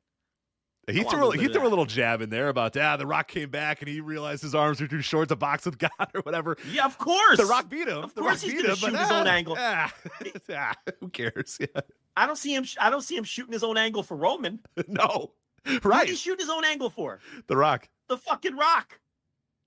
So it's like, this is what I'm saying. Everybody is just like, Roman's there. and everyone just turning their back to go stare at the shining lights that is The Rock, Dwayne Johnson. You know what I mean? Like, it's. Yeah, I really think Dwayne saw the lay of the land and said, you know what, Cody should be the one, not The Rock. I don't want to work with Roman. I want to work with Cody. He's hotter than Roman. They're more into Cody than Roman. I think that was The Rock's mindset. I'm sure. You know, so they're building a bunch of matches that aren't happening. Everyone get ready for the showcase of the Immortals that will not have Cody versus The Rock, or Punk versus Seth, or Punk versus Drew, or any of these. Punk versus Drew. That's what I meant. Yeah, Punk versus Drew. Yeah, it's like they're not doing these matches. So but now here's the thing. You gave these fans a little taste of some good pro wrestling, and the WWE fans decided that this Raw needed to be elevated to legendary status and needed to be considered not just the greatest Raw of all time. One of the greatest wrestling shows of all time. Yeah, it is. It is on the level of Wrestle Kingdom 12 right now, I believe, on CageMatch, right? They had to take it a step further, and if there's one thing that the thing that Tony Khan has done since he's entered the wrestling business that I hate more than anything else he's ever done, okay? More than giving MJF free reign with the brochachos, more than this time was Tony bullshit. The thing I hate more than anything else that Tony Khan has done, and I mean this with 100% sincerity, is mentioning CageMatch in one of those post-show pressers, because it absolutely ruined a good thing. And I also blame Dave Meltzer, because he's always going on and on about CageMatch. CageMatch used to be this little open secret in our little corner of the internet, wrestling fans rating wrestling things, a nice little resource where you could look up things and get a general idea of how good they were in comparison to other things. And then Tony Khan had to open his big mouth, and Dave Meltzer has to keep opening his big mouth talking about CageMatch, right? And it has just been invaded by these WWE goofball fans, because now, since their enemies use CageMatch as their barometer, we have to play the tribal game and we have to come in and review bomb things. Rich, when I went to bed at about 3:48 a.m. on Monday night / Tuesday morning, this Raw, and I noted this, I marked it down, was at like 8.2 something. Okay. Which is a nice score, and probably in the neighborhood, based on those 3 segments, where it probably belonged, somewhere, around 8 or whatever. When I woke up, this Monday Night Raw was now among the top 20 professional wrestling shows in the history of the business, because the WWE fans, determined to turn this Raw into a legendary show, went in and review bombed it and all gave it 10s and everything else. It is now currently sitting, as we do this live show, at a 9.27. The 23rd best, not the 23rd best TV show, not the 23rd best Monday Night Raw, not the 23rd best WWE show of all time. It is now the 23rd ranked professional wrestling show in the history of the business. God damn it. Ahead of the following shows: Wrestle Kingdom 12. All Out 2023, SummerSlam 2002, Forbidden Door, the first Forbidden Door show, Forbidden Door 2022, NXT TakeOver Dallas, Wrestle Kingdom 14. These are some legendary shows where you immediately know what matches were on them. All-time great shows. This is just a small sampling. This random-ass episode of Monday Night Raw, with 3 segments, with 3 good segments, with 3 decent segments, not a single match that anybody will remember in 6 months, okay? Just a bunch of time filler matches, is now the 23rd, allegedly the 23rd greatest professional wrestling show of all time, ranked ahead of ECW One Night Stand 2005. Oh, no. Oh, God. Survivor Series 2002, Double or Nothing 2019, both nights of Wrestle Kingdom 14. Collision Winter is Coming with the Danielson Hangman Page match a couple of years ago. I mean, I go right down the line. All the great takeover shows from, Takeover Brooklyn, Takeover Chicago, 2017. This Raw, all the Forbidden Door shows that, every Forbidden Door. this Raw is now rated ahead of all these because Tony Khan had to open his mouth and ruin the nice little resource we had for wrestling fans. Okay, for wrestling fans. Not everything has to be WWE fans. They have the number one promotion in the world, and it has been for decades. They don't need to be involved in everything. They don't need to get their grubby little stupid hands involved in everything and ruin things for wrestling fans. But here we are. Here we are. And now Monday Night Raw number 1609 on March 25th, 2024 is one of the top 20 pro wrestling shows in the history of the business because The Rock made Cody bleed. It's unbelievable.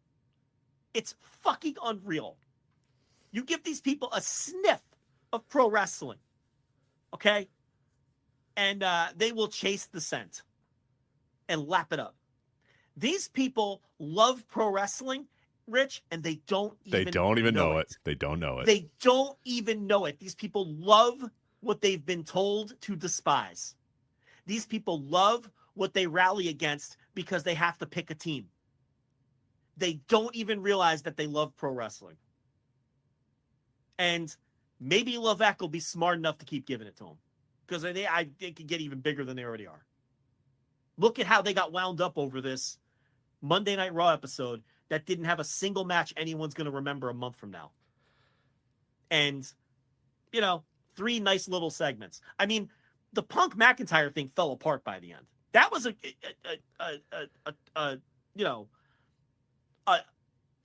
good train wreck at first, and it was fun to watch, right?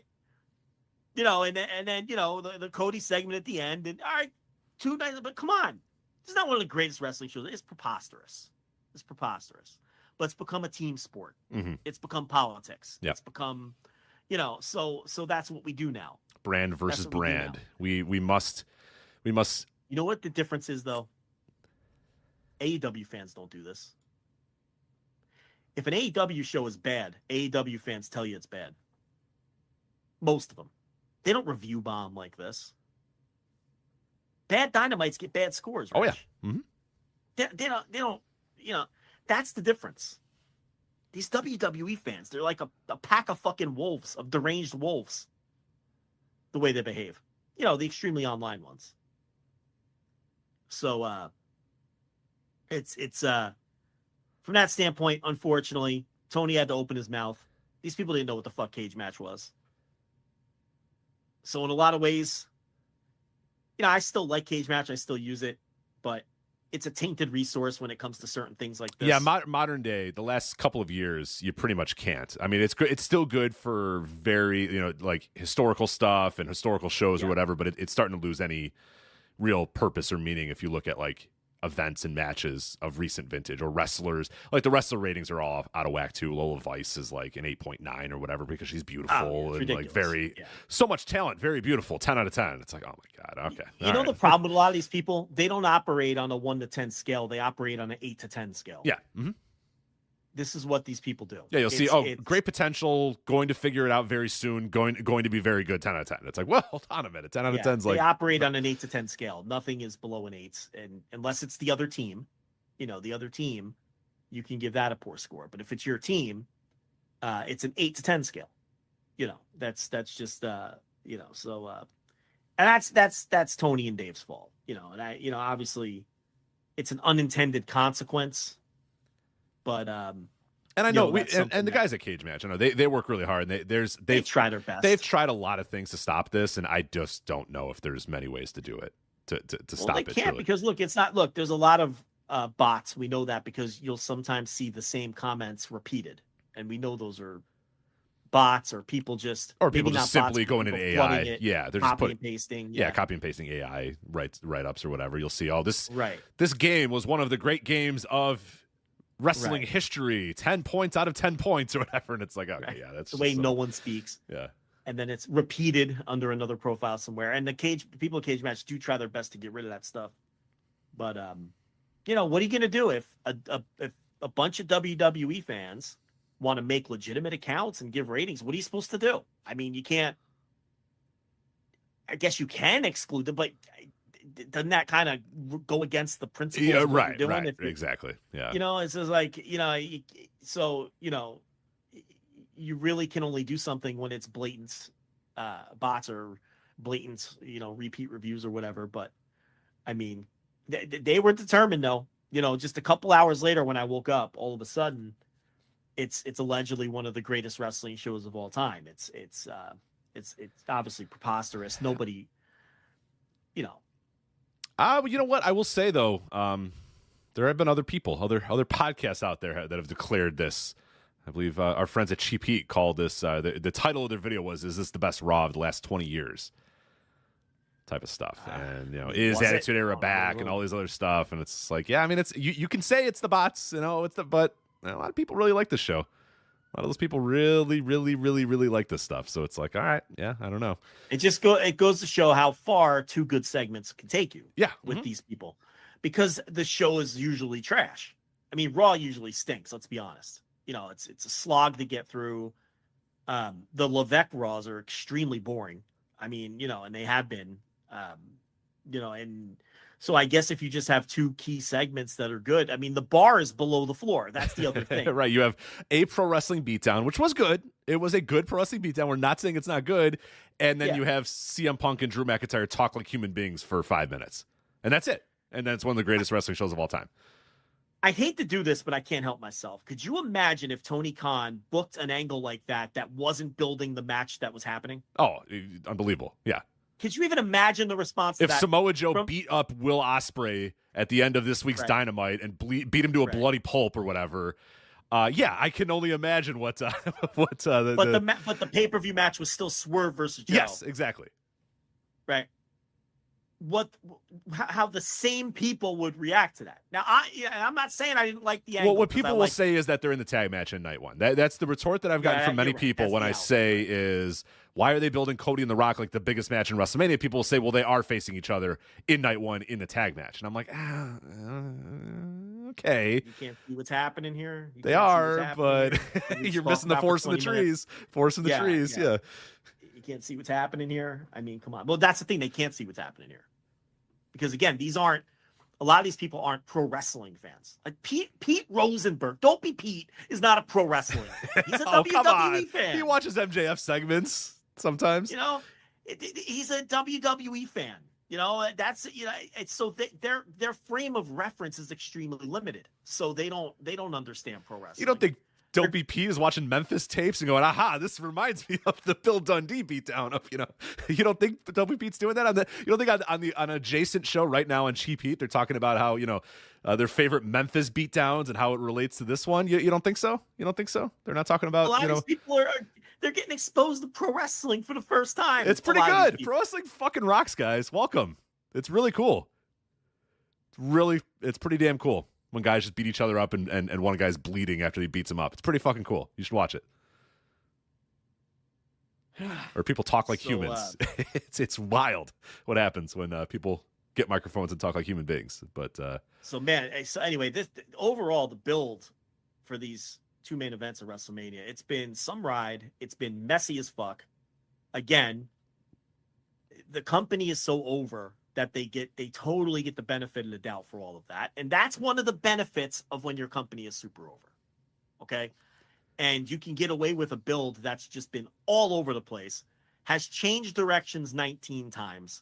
And we've completely retconned Cody giving up the title shot, by the way. That does not exist in the canon of this. Well, he explained it eventually. He said that The Rock manipulated him and all. They gave a weak explanation. So again, The Rock alphaed him too. So that's what we're in kayfabe. Yeah, he did. Right. Yeah, absolutely. It's a shock that this guy is the hottest thing in the company after initially being rejected. How he's the hottest star in the business once again. But yeah, no, just a completely messy build that has changed direction 19 times. They're building matches that aren't even happening yet. It's just been a total fucking mess. But the company's so hot that it doesn't matter. And now I will say, I'll argue this to the death with anyone. Cody versus Roman no longer feels like a hot match. Absolutely not. Like you said, I think when we're going to get to that match, eventually when we get to it, not knowing what's going to happen on night one, I don't really want to fantasy book yet what's going to happen on night one or whatever. Maybe we'll do that next week as we preview it. But regardless of what happens, I think everybody assumes that something's going to go wrong with Roman and The Rock, and like The Rock and Roman aren't going to see eye to eye or whatever. But all it's going to matter is, I'm telling you right now, when that Cody and Roman match hits the ring, they're going to wrestle for a little bit, but those fans are going to be waiting for The Rock. For The Rock. They're not, even if like, because if Cody and, I think it's like if Cody and Seth win, that the bloodline is barred from ringside or whatever. Okay, great. The Rock is going to be, he's not in the bloodline, you know what I mean? Like, he can easily, but like, no matter what they do, no matter what stipulation they do, people are going to be waiting for The Rock. Nobody believes that whatever's going to happen on night one's going to happen, and The Rock is going to handshake Cody and say, "You're on your own, pal. Enjoy night 2 of WrestleMania. I'm out of here," wave to the crowd and go to the back. Everybody is going to be right or wrong. Maybe he won't show up. I doubt it. I'm pretty sure he's going to show up, but like, everybody is going to be doing the old Nitro thing where they stand up and they're waiting, and there will be that tension of nothing in this match matters until The Rock shows up. Until he comes and does something, nothing's going to matter. And you're right, that's going to take all the energy out of that match. Yeah. All the air out of that match is going to be lost, because none of this 20 minutes of back and forth wrestling is going to matter whatsoever until we see The Rock, or we see Solo, or we see Usos, or we see whatever it may be. Right. Something's going to happen. We know that. So we're not going to get invested in the match. So yeah, 15 minutes of that match, it's probably going to be a pretty dead crowd, as they're just inevitably waiting for The Rock to show up whenever he shows up. Even if the intent is to just give Cody and Roman the moment and give Cody his win, the fans are still going to expect an angle. Absolutely. Why wouldn't they're going you? to expect The Rock. And every time The Rock enters a building, it's a pop that blows the fucking roof off the place. You know, even after, you know, initially these people claimed they didn't want him around, which, you know, he's winning. Do you remember when he first came back and people were like, "I don't know, his Q rating is pretty low right now," or he's not real hot in the movies right now. His last movie bombed. Black Adam. 3 weeks later, look at where we're at now. 4 weeks later, look where we're at. He's the fucking far away the biggest deal. I mean, even you had some doubts. Even you were like, "I don't know if these fans know him." Like, right. Well, they got to know him pretty quickly. Yeah, they got to know him pretty quickly. Now they know him. They fucking know him now. They fucking know him now. They've been introduced. The young ones. But pretty amazing. Pretty, you know, in hindsight, you know, we're in the moment now, and the company is so hot, so it's hard. But like, in hindsight, we're gonna look back and be like, what a messy fucking disaster of a build, where The Rock just took the reins and said, "You know what? I'm the biggest star in the world, and I'm going to prove it. Follow me. Everybody follow me. I'm just going to take this shit over and do what I want and build the matches that I want, even ones that aren't happening." And yeah, I think that... And tell your dopey script writers, I don't want their dopey scripts. I got my guy. I'm bringing my own guy. Yeah. You're Brian. Yeah. Give me this. Great. Thanks. Yeah. It's like... Yeah. He just usurps all the hierarchy of the company, just gets completely usurped. Yeah, I'm gonna do this in my promos, and you're just gonna have to be okay with it. Or yeah, we're gonna do blood just because I said so. Like, you know, just all this stuff. I play my different rules because I'm the fucking Rock. So. And on top of the fact he's more charismatic than everyone else, what comes across cooler, him or the guy that goes out there and goes, "Wise man, acknowledge me," and does this shit that he's been doing for 2 years? It just comes across so old and stale now, and performative, and like, you know, it's corny. It's coming across corny. And if I'm Roman, this is like DEFCON 1. Like, he's got to do something. Well, he did something today, Joe. I don't know if you saw on the X, formerly known as Twitter. He posted on at WWE Roman Reigns. He posted a poster of the hit movie. I don't know if you heard of it, The 40-Year-Old Virgin. Do you remember that movie, The 40-Year-Old Virgin? Steve Carell vehicle from 2005. Yeah. Very familiar with it. Yeah. Great movie. So he, instead of Steve Carell on the poster, get this, it was Seth Rollins, and it said Seth Rollins, the 40-year-old virgin. Oh my God. It's such a bad tweet. So it's like, brother. Well, I'm done. I'm done, Joe. We're done here. Case closed. He's such a cornball. He photoshopped Seth's face on the movie poster. First of all, another match that they're not doing. Okay, it's another match that's not happening. That's number one. Okay. Maybe they should give Seth and Roman the kids table match. Maybe they should. They really should. Yeah. But first of all, another match is not happening. Second of all, why is that funny? Why does it make sense? I don't know. He has a child, so first off, he's married to the biggest female star in the company, and he has a kid, and like I don't understand the joke. I don't get it either.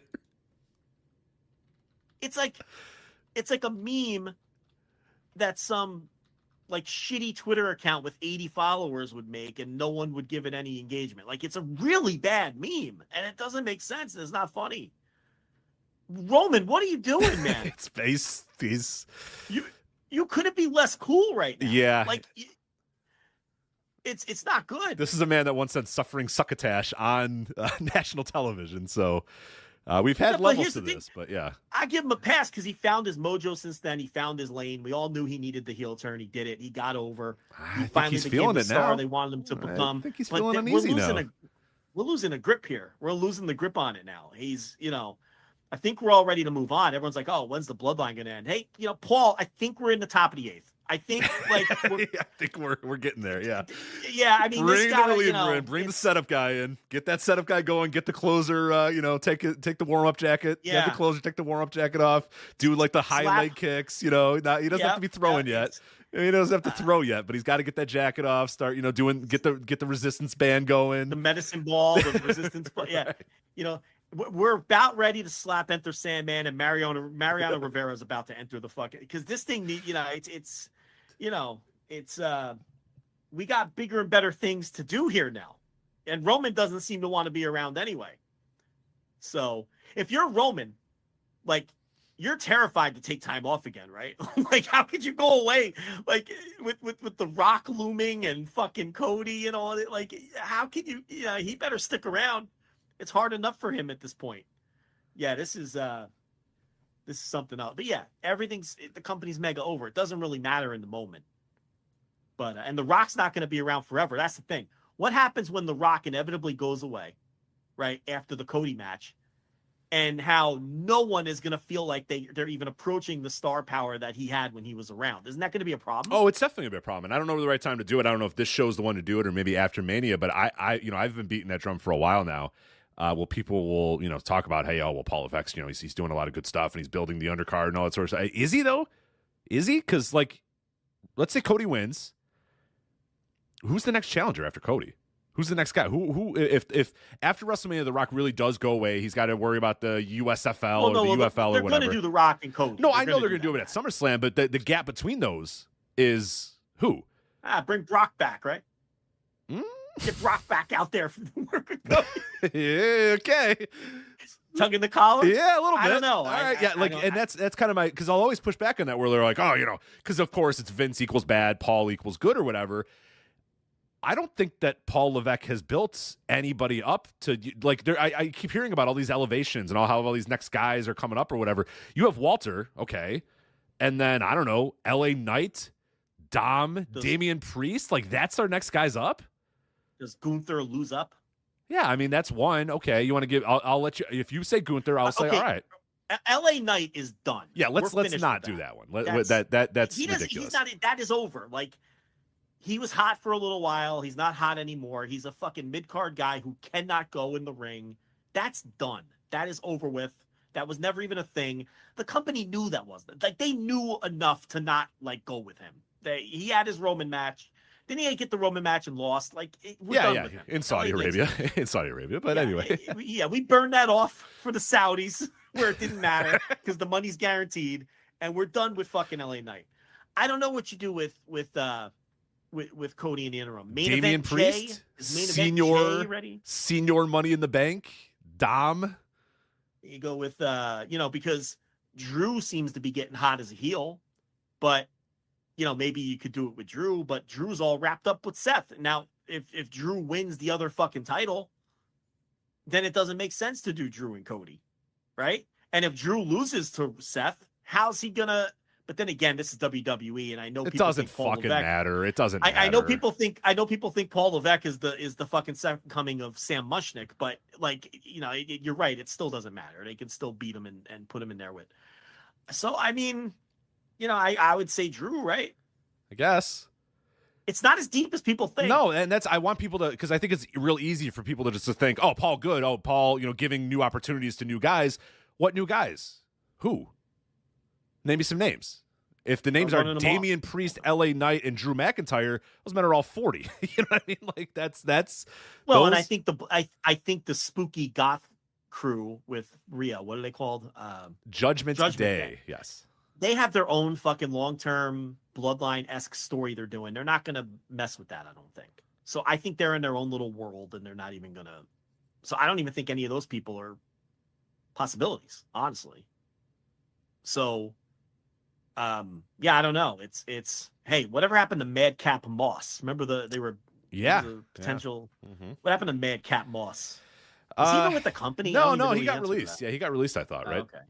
All right. Well, nevertheless, there's another option down the drain. Riddick Moss, I don't know what yeah. you do. I don't know. Yeah, it's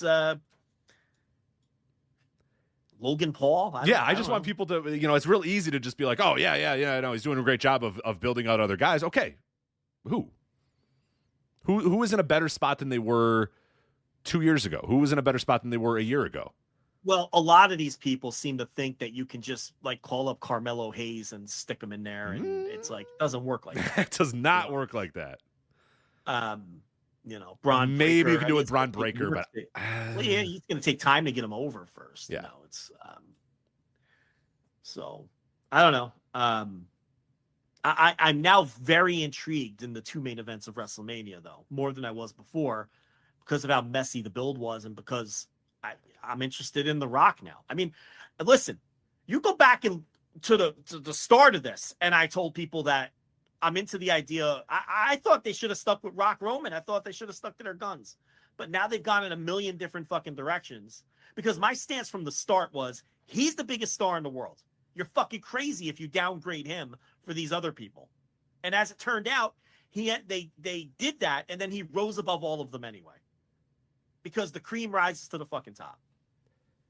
So, anyway, you got anything else? I'm sure we're going to talk about this next week as well. Oh, yeah. So, yeah, next week we're going to do a big preview of WrestleMania. Real quickly, I want to talk about the CM Punk Drew McIntyre promo. The back and forth between those two guys, because I noticed something that I wanted to talk about in the promo itself. Now, I watched this on YouTube, so I don't know if things got a little bit different on the YouTube feed. I'm going to try this week to watch Raw live so I can see if this is happening on the live shows as well, or at least they have it on DVR or whatnot, so I can watch it there. But there's a very weird thing that they're doing during their promos, and I don't hear a lot of people talking about it, and I'm curious, and I had you watch the promo earlier this week, a bunch of other people on our Slack, I had them watch the promo just to see if I was hearing what other people were hearing, or if other people were hearing what I was hearing, I should say. And now, so the promo itself, like you kind of said, it was very chaotic, a very wild segment that went way over time as well. Essentially, CM Punk came out and sort of teased, different things he was going to do for WrestleMania, including saying, I don't know, maybe the match needs an impartial referee. And the crowd went, yeah. He went, well, hold on. It's like, I'm not doing that. I'm going to be the guest commentator. And everyone's like, oh, okay. We don't really want that as well. But and then they threw jabs back and forth at each other, whatever. Drew talking about, how he lifts bigger weights than CM Punk could ever dream of. And the line that everybody has kind of talked about is CM Punk, at one point, Drew McIntyre talking about being the chosen one, and CM Punk saying, oh yeah, who chose you? Who chose you? Say his name. Who chose you? And Drew being like, I'm not going to say Vince McMahon's name. I'm not allowed to, and that's not what we do in this company anymore. Say that man's name. So that was a little bit of a weird segment. But like you said, it was very there was a lot of edge to it. There was a very weird tension throughout the entire promo. And then Seth came, and then it just became a bog standard, WWE promo that's not really worth it. But what I did notice during the Punk Drew thing, and I'm curious if anybody else notices this, or because I don't hear anybody else talk about it. When other people review these shows, nobody ever talks about the fake crowd noise and the manipulation of the crowd noise. And in this promo, it became really evident to me of what they're doing is fully 100% manipulating the crowd noise. And I don't mean in the sense that the crowd wasn't over, so they made the crowd cheer and made the crowd boo or whatever. The crowd was over, but they want the promos to have a very certain look and feel and sound, even when CM Punk's in the ring. And you can go to the YouTube video, you can look up CM Punk fires back at Drew McIntyre. I forget what the hell the promo's titled on YouTube, but listen and turn your headphones up, put nice headphones on, do whatever, and listen to what I'm hearing. And it is, I was going to play clips on the show, but I don't want any copyright things or whatever. But it's very strange that CM Punk, while he's cutting the promo, there's that murmur, that WWE murmur, that if you watch enough WWE, you know the murmur. There's always this sound that's playing over everything because they want you to, there can't be silence. So there's got to be some sort of murmur going on. So you hear that murmur all the time. And then when CM Punk says something, you hear the crowd go, yeah, for like 5 seconds. And then they immediately go back to nothing. Which is not how crowds react. Off very abruptly. That's not how crowds react. That's not how humans work. No, humans don't go, yeah, and that's how it does. That's how it is. Yeah, on yeah, these that's how it promos. sounds. Yeah. And you hear it. It's like this weird like vacuum sound or whatever. And the boo is the same way. Boo. That's not how it does. And then back to the murmur. Back to the murmur. And there was one part where I really got it, where I was like, hold on a minute, this is really weird. CM Punk said something, and I forget what he said, and you could hear in the background a CM Punk chant. You could see people in the background chanting CM Punk. But if you listen, it was just a murmur. You could kind of hear in the background, but they clearly put that down so that they could play the murmur and then the cheer and the boo and the cheer and the boo and the cheer and the boo. And when it's over, listen to this video and you will see that the only organic audio that you are going to hear during that entire promo is out of Punk's mic, out of Drew's mic, and out of the announcers. The crowd, they are completely 100% manipulating all of that audio. 100% of the way, much to the point, like I said, where I'm sure the crowd's reacting. I know what it sounds like when CM Punk cuts promos in Chicago. I've been there for many of those. I know what it sounds like. And I know from people that were there. I saw videos from people that were there. I know what the fans were reacting to. You're not hearing it on the TV. So it's in a weird thing where it's not just doing manipulation to get crowds to make noise when they're not making noise. It's also, we want you to make noise when we want you to make noise. We're just going to do all the noise for you guys.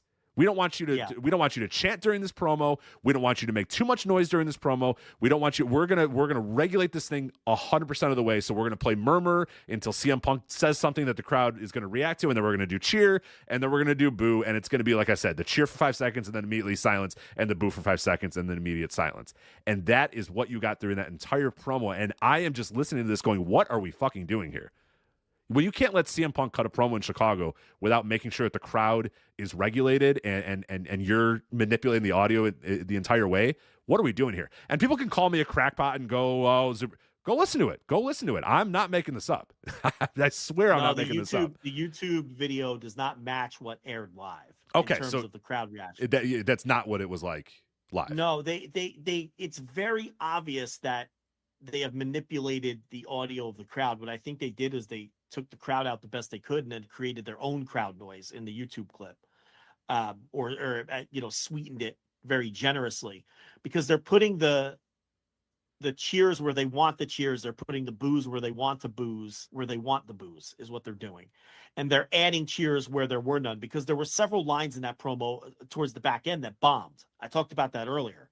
But if you watch the YouTube, there's cheers and boos after every one of those lines. They make sure that those lines have artificial reactions on the YouTube version of Look, this company manipulating and sweetening the crowds is nothing new. It's just so glaring when you watch it. And that's one of the turnoffs about this company, how everything is just so artificial and fake and plastic and manipulated to that degree, to where even when CM Punk is in Chicago and in a segment that was getting reactions, no, we don't want those reactions. We want the reactions. We want to control the type of reactions and when they're happening. There was even certain points where it seemed like they were suppressing CM Punk chants. Yes, during the segment. Mm-hmm. There is one, I forget exactly when it was, but there is one part where he says something and you can hear it starting and then it immediately ends so that you could just hear murmur instead. The WWE crowd murmur. Yeah. Mm-hmm.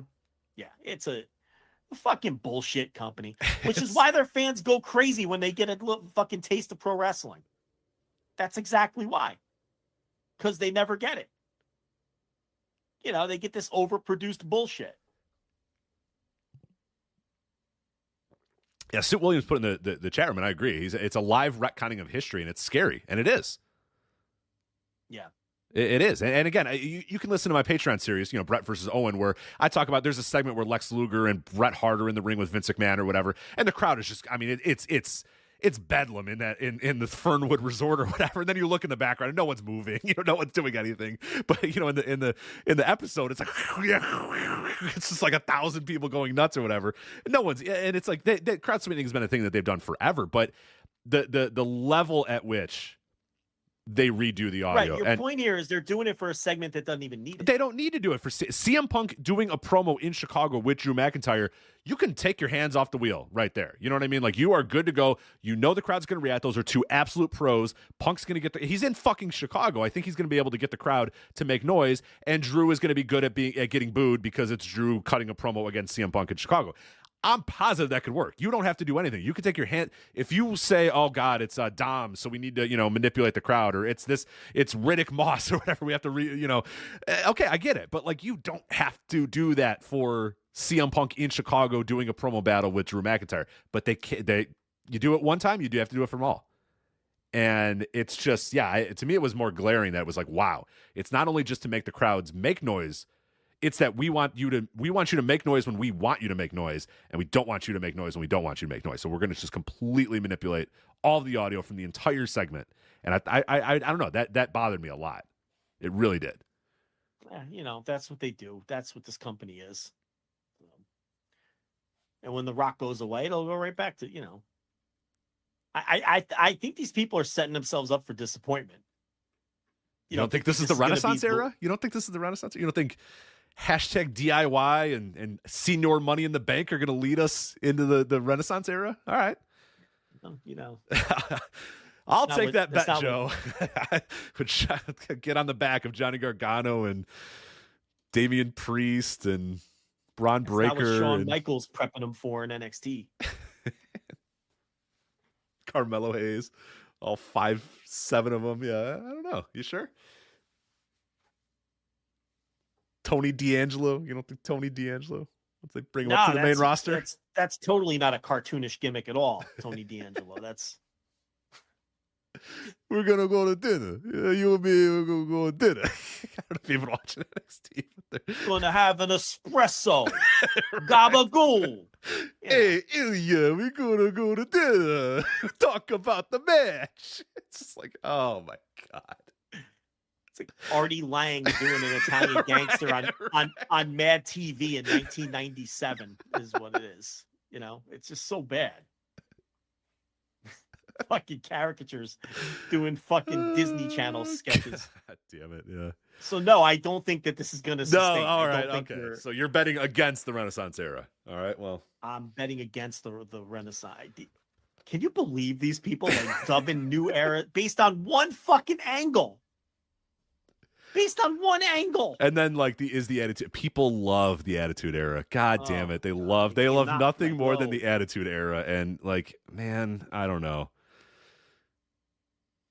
It's not, the Attitude Era fucking sucked. So trust me, it's not that good. You think a lot who stumped for it have gone back to watch it? Do you think people who stumped for it were even alive for it and remember it? No. They just remember it because like these TikTok pages or whatever will do like when it was good, and it's just like Stone Cold stunning guys and the crowd's going nuts and they're like, yeah, that looks awesome, and it's like, yeah, but they're not showing like Dustin Rhodes throwing Terry down and calling her a slut or something like that. You know what I mean? Like, because that's like, if you really want to get back to the Attitude Era, it'd be like Seth pushing Becky down or her going like, why Colby, why? It'd be like, you're a bitch. It's like, that's what it was. That's what 90% of it was this bullshit. Terrible matches and bullshit stuff and people beating on women and calling them sluts and stuff, and then Stone Cold would come out and everybody would go, yeah, and it was like, oh, okay, there you go. And like one segment would happen and it was awesome, and that's what everybody remembers. But nobody remembers Beaver Cleavage, fucking his mom or whatever. Like, no, you know what I mean? Like, nobody knows about that stuff. Beaver Cleavage beating his girlfriend who was also his mom. Yes. Which is a real thing. They changed it from initially Beaver Cleavage was fucking his mom, and that was the joke. And then they shot. Then there was a shoot where Mariana was backstage, and she had a black eye, and she was talking to Headbanger Thrasher, but Headbanger Thrasher wasn't wearing his gear. And she goes, Glenn, I just don't understand why. And then Glenn Ruth, confronts Chaz Warrington or whatever about what's going on. Did she have a black eye? They implied he was beating her. Yeah, right? No. She had the black eye. And she goes, I just don't know why he's doing it, Glenn. And then, the idea was that that Beaver Cleavage, the character who was fucking his mom, the character, they were actually in real life dating, but now in real life he was beating her. This is what we want back. This is what we need back here. Yeah. Is this shit? Yeah. We need Midian. We gotta get Midian back. We have to have Royal Rumbles where 23 out of the 30 men just wear black and have greasy long hair. Right. That cuts to the back for an ambulance to arrive at the building and orderlies to remove Kane from the Royal Rumble. Yeah, that's where we go. Right. Yeah. Okay. It's very much of its time and place. You can't knock its success, but it was very much of its time and place. You put an episode of TV on like that on now with these current WWE fans. Are they sure they want that? I don't think they do. Are they sure they want that? Half of them are trying to cancel Punk for calling a kilt a dress. They want the They want the Attitude Era back. They want Colby Lopez throwing Rebecca Quinn down or whatever and calling her a slut. Yeah, that's okay. You sure? You sure that's what you want? Yeah, they don't even know what they want. Oh God! All right, let's move on from this. Let's talk about something better here. Let's talk about CMLL because this Friday we got a big. No. Let's not talk about CMLL. Oh no! Hold on. Let's talk about. No, I'm not slipping something in on you here. Oh, WrestleMania weekend. We got to promote WrestleMania weekend. Yeah, we got to talk about WrestleMania weekend. So it wouldn't make sense to go back and talk about WrestleMania weekend. Let's just do it all now, and then we'll let's wrap up all of the WrestleMania weekend and WWE shit, and then we'll move on to some other stuff. But all right, so here's the plan for WrestleMania weekend. And this is why, if you're not subscribed to the Patreon, you're probably going to want to get on it very shortly because there's going to be a ton of WrestleMania weekend content. And I'm going to give you the tentative, semi-firm plan. Don't clip me saying semi-firm. And this is, I would say, 80% how it's all going to go down. Okay.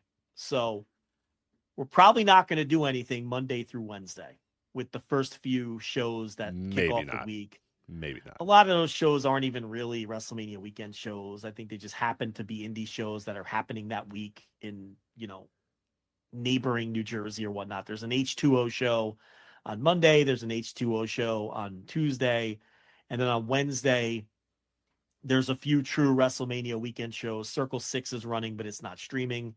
Well, maybe. We don't know that, actually. It's Circle 6. Anything can possibly happen. We don't know what Circle 6 is doing. There's the Labor of Love show, which is who's the promoter? I can't remember. Sean Henderson. Labor of Love, Henderson. I forget. I forget who runs them. Yeah, I don't know who runs Labor of Love. I'll look it up real quick. But anyway, there's a couple low-level indie shows early in the week and on Wednesday, including the Intergender Bonanza is on Wednesday. And it would be caught dead watching that. So it looks like we're not going to do anything Monday through Wednesday. Thursday is where it's going to kick off and kick off hard in terms of the coverage we're doing on the Patreon. On Thursday, I will be watching and covering the Defy show at 11 a.m., the Labor of Love show at 1, the Bloodsport show at 4. Okay? Rich, while at the shoot job, is going to try to take a peek at the Stardom show at 3. Mm-hmm. That's the plan, right? Yep. Mm-hmm. Or maybe at least the key stuff, whatever the case. At that point, in the mid-afternoon, you're going to get a $5 audio recapping the Thursday afternoon WrestleMania weekend shows that I watch and review on Thursday afternoon. So it's going to be Defy, the Labor of Love show, and Bloodsport. I'm going to do an audio that will come out Thursday afternoon covering those 3 shows. Rich is going to try to keep his eye on the Stardom show because then on Thursday night, and this is a packed night. Thursday to me really is the Thursday's the biggest night. I think. I agree. So on Thursday, it's the WrestleCon Mark Hitchcock Memorial Show. It's the DDT show, and it is the Action Wrestling Dean show. Those are the 3 shows. We don't know which one of us is going to watch which. Those 3 shows, and it's impossible to watch all of them. We could watch maybe like an hour of WrestleCon, but then unfortunately, these are the 3 best shows of the day, and they all go head to head with each other. There's nothing we can do about it. But Rich and I will split it up. Maybe we'll double screen. We'll see. But then you're going to get a second audio that night, Thursday night, with Rich and I. I'm going to do the audio on Thursday afternoon. But then Rich and I are going to come back Thursday night and cover the night session of Thursday with the WrestleCon show, DDT, and the Dean show. Now, which of those shows is going to have our full attention and which one, we don't know yet. We're still trying to work all that out because unfortunately they all overlap with each other. Okay. And then at midnight, while we're doing when we're wrapping up our audio, or probably while we're doing our audio, is the Jersey Championship Wrestling, the JCW, and Game Changer Wrestling versus the World Show. Which actually looks really good, honestly. It looks like a really, really good show. I'm going to get that watched after we do our audio on Thursday. Okay. And then I'm going to fold in covering that show as we move forward with the weekend. Friday, because it goes unopposed, I may hold my nose and watch the Tokyo Joshi Pro It doesn't show. look that good either, Joe. I don't know, man. Here's the thing, though, and I'm not doing shtick. Do people really want me covering that? I'm not going to like it. No, people are going to get mad. It's only going to make people mad. Like, people say they want it, but then you're going to be like, this girl here, and she's got the fucking tail, and then they're going to get mad about it. So it's like, I don't know. Here's the thing. I know I'm not going to like it. I've seen enough of Tokyo Joshi Pro to know that I think it fucking stinks. Okay? I'll watch it with an open mind. I'm not going to do a gimmick. Okay? But I know I'm not going to like it. And then people who do like it aren't going to like the review anyway, because I'm just going to be forced to bury it, because I know for a fact I'm not going to like it. So I might just skip it from that standpoint. Maybe Rich can catch up with it as the weekend moves along. But there's the Battleground show that afternoon, the Progress show at 3:00. Wrestling Revolver and House of Glory is also at 3. We're trying to figure out if that's streaming, because it might be streaming, it might not be streaming. If it's streaming, I'm going to prioritize that over Progress. If it's not streaming, I'm going to watch the Progress show, okay, because it's unopposed. There's really no reason not to. There will be no afternoon audio on Friday, though, because that's really all there is on Friday. So if I don't watch Tokyo Joshi Pro, and I can only watch one or the other between Progress and the Revolver Hog show, I'm not going to do audio to cover one show. That doesn't, so we'll fold it in. Friday night is where Rich will jump in. And again, all the best stuff is head-to-head. It fucking sucks. We can maybe squeeze in a little bit of spring break, but here's the thing about Friday night. That's Supercard of Honor. We will be watching Supercard of Honor and doing an instant reaction live on Friday night on the $10 tier. Yep. Okay. So that 100% is happening. The problem is that's going to prevent us from watching the Janela spring break until, the wee hours of Friday or whatever. So the tentative plan for Friday's audio is an instant reaction live for Ring of Honor Supercard of Honor. And that'll be it. Now, For the Culture is at midnight. I'm definitely going to watch that. So at some point early Saturday, you might get a $5 audio from me covering either Progress or Revolver and Hog and the For the Culture show. Okay? So there will be a $5 Friday audio, but it might not come. Well, it can't come until Saturday because I have to watch the For the Culture show. I can't watch that live because we're going to be doing the instant reaction live for Supercard of Honor. Okay? So I know it's kind of confusing, but the point is there's going to be $10 audios, $5 audios, and the same thing on Saturday where the gay brunch is at 11. There's a bunch of smaller I'm not watching Kaiju Big Battle. I'm not watching Thrashelvania. Rich, you can knock yourself out if you'd like. I will be watching. I don't think I'm getting to Thrashelvania this year, but I will throughout the weekend as well. I'm going to kind of monitor what Joe's watching, or Joe's going to let me know what he watches, and I'm going to try to fill in gaps as much as I can throughout the weekend of what Joe missed. Like that Tokyo Joshi, if he's like, fuck it, I'm not doing that or whatever, there's a very good chance either on Sunday or Saturday you will get a supplemental, here's the shows that Joe missed, here I am doing the show, to kind of fill that in. And I did that last year too. You didn't want to watch DDT or some Tokyo Joshi thing or whatever, and I filled in the gap on that. So we'll probably do that again this year. Well, I'm going to watch NXT in that window. Okay, the window is Gay Brunch, Thrashelvania, Kaiju, and NXT. I'm watching NXT if those are my options that are overlapping. So it's the biggest show. It's the one that I think deserves the coverage over the others.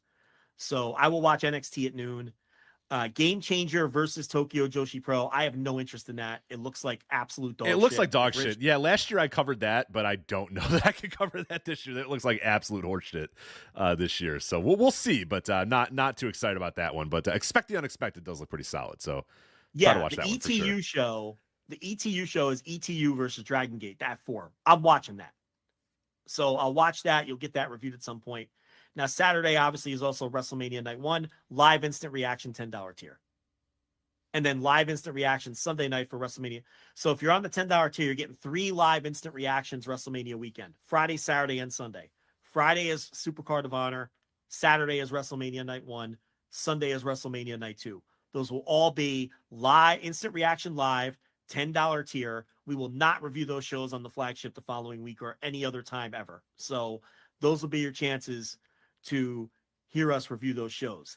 Now, Saturday night at midnight is Janela's Clusterfuck, the 88-person or 80-person Clusterfuck, whatever 88. it is. 88. So we'll get to that. And again, that'll be going on while we're reviewing or while we're wrapping up reviewing WrestleMania Live. So unfortunately, again, it has to be watched in the middle of the night.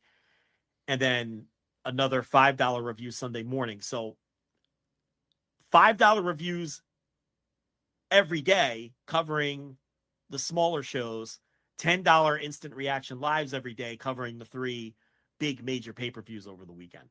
Now, Sunday has CZW at 1. It's unopposed and it's streaming. I'll watch that and we'll cover it in some way. Now, there's really nothing else of note that's streaming that day.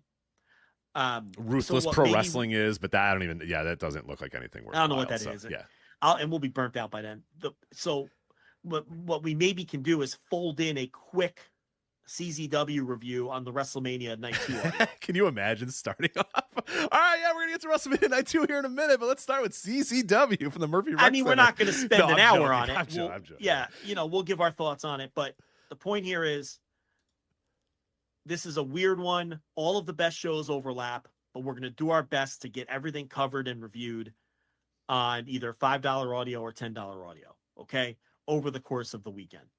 And between the two of us, I think we can watch most of the shows of note and get them reviewed on audio in some form. If you want to see kind of a template, you can go back and see what we did last year, where I did wrap-up shows every night of WrestleMania weekend on the $5 tier, and then Rich and I did the instant reaction lives for the big shows the way we're doing this year. But this year, really, everything is all packed together and overlapping. And it's really going to be tricky. It's tough because everyone's avoiding ROH on Friday night and everyone's avoiding WrestleMania on Saturday and Sunday. So everybody's packing in Thursday, or they're going with like Friday afternoon or whatever. So yeah, there's some real tight windows.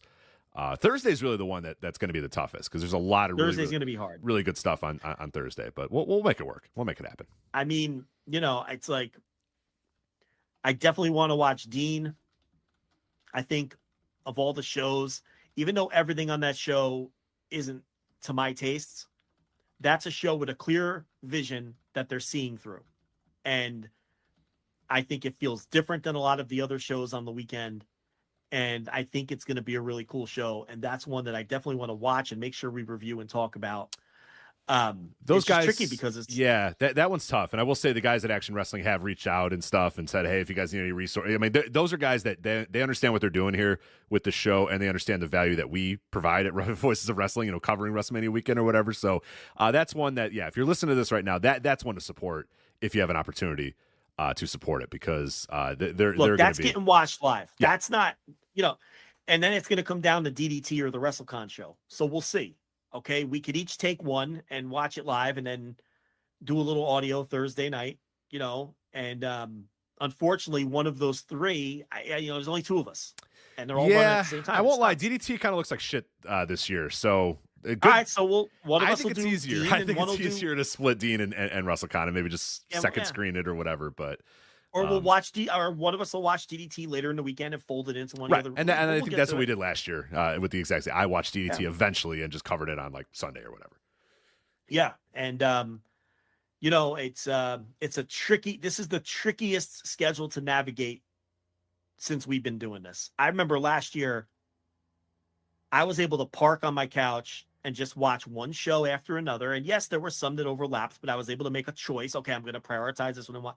This year, it's like everything's all at once on each night. It's almost impossible to navigate. But we'll find a way. We'll get it done. If you're on the $10 tier, you're probably going to get at minimum 5 audios. I think we can commit to 5. We're doing 3 live. I know for a fact I could do 2 others. 5 minimum and a possibility for a couple more as well. Yeah, maybe as many as 7, when it's all said and done, if we can get it all watched and get it and get it, the reviews down. And at least at minimum, there's going to be 4 audios with both of us, the 3 lives and the Thursday night, right? Yep.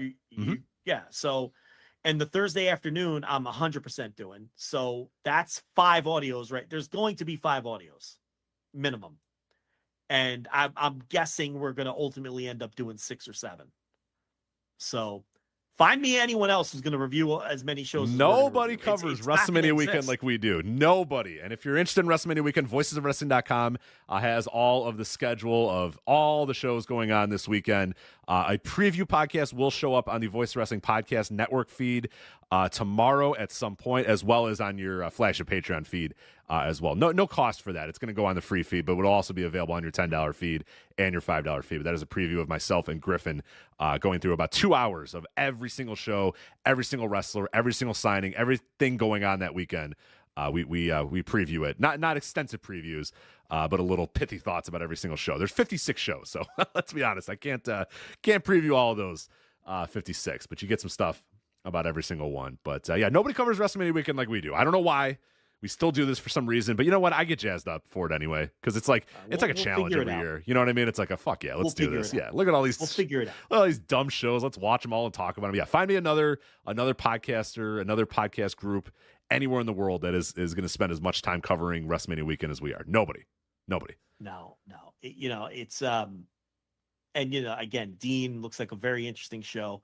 That dog collar match with Mad Dog Connolly and Demas. And Demas. Yeah. I mean, that might be my most anticipated match of the entire weekend because Mad Dog Connolly has sort of become this master of the dog collar match on the American Indies. He just had that great dog collar match with Manders and St. Louis Anarchy.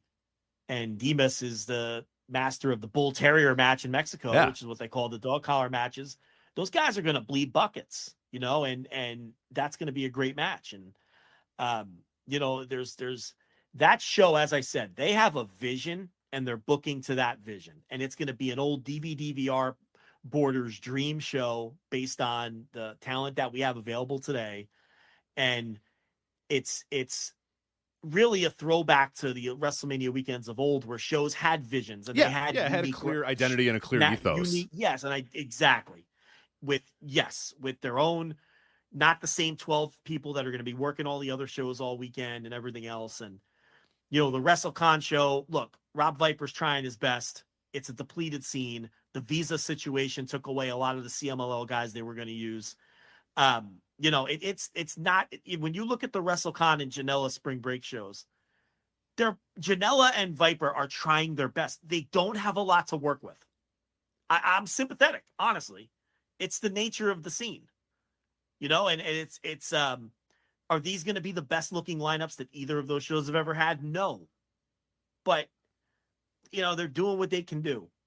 And I do think if you're a Joshi fan, the weekend is boosted a little because you have Stardom. You have 2 different Tokyo Joshi Pro shows. Okay.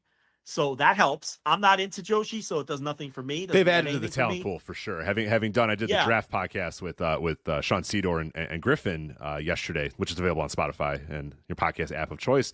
And if you take out the Joshi talent, it's like, oh boy. If you take out the Dragon Gate talent and the Joshi talent, this is a horrific weekend. So God bless the Dragon Gate talent and God bless the CMLL talent. God bless the Joshi talent coming in because they have really added a whole different level of talent in this weekend because it would look real bad without them. Yeah, and that ETU Dragon Gate show looks good, and the Dragon Gate guys are sprinkled in elsewhere. Unfortunately, on a lot of the smaller shows that we might not get to. But, on some of the Dragon, what's WrestleCon doing? They're doing the CMLL versus Dragon Gate 10-man elimination tag, right? Yeah, Isn't looks that what fucking it is? incredible. Yeah, I think that's the gonna one. be a lot of fun.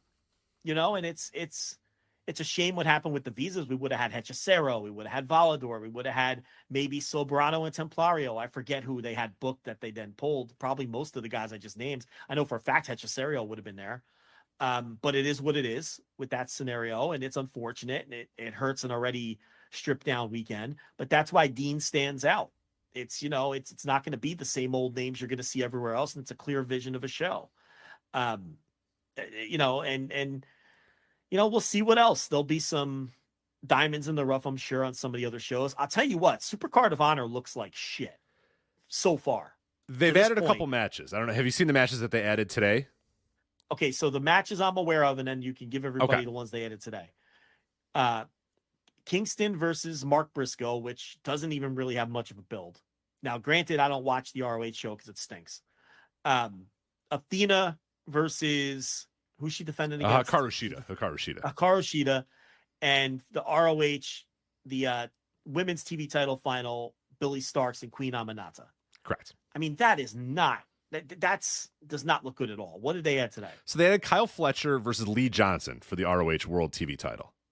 Okay, and I know they've been building to that on the TV. Yes. So, okay, all right. Unfortunately, also a Joshi 6-woman tag. So I don't know, but there's a lot of talent in there. Unfortunate for me, but maybe other people. Yeah, I think other people are going to like it. There's some good talent in that match. So it's Mina Shirakawa, Makai, and Mai Sierra versus Saya Kamatani, Tam Nakano, and Azumi.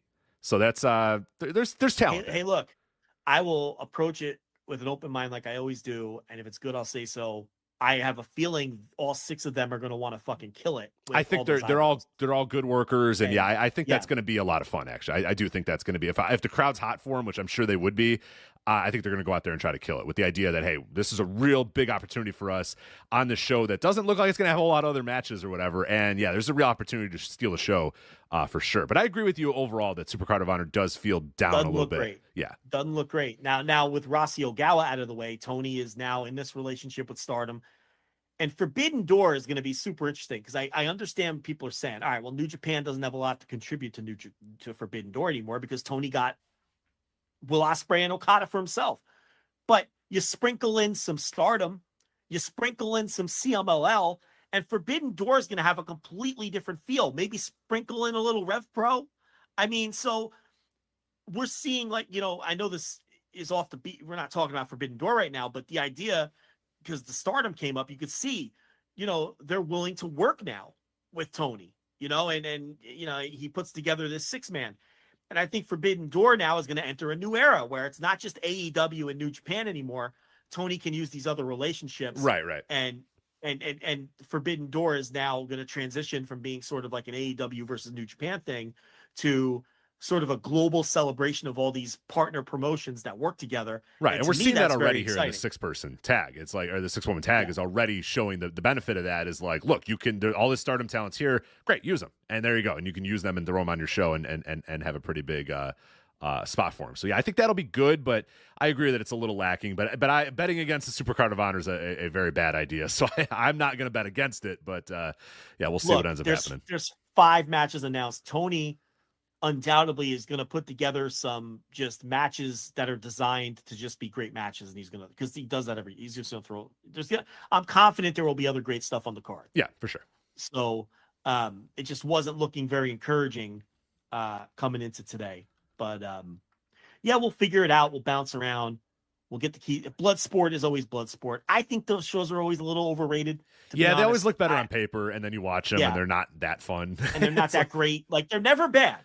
Okay, they're not bad shows, but they're never as good as you're hoping they're going to be, the Bloodsport shows. I don't know. But, that'll be a must-watch. And there'll be some fun, bad stuff. It's always fun. Like, last year, it was like Circle 6 came in. It was the novelty and the fun, bad, where it's like, oh, my God, what's going on here? And how fun that was, but it was...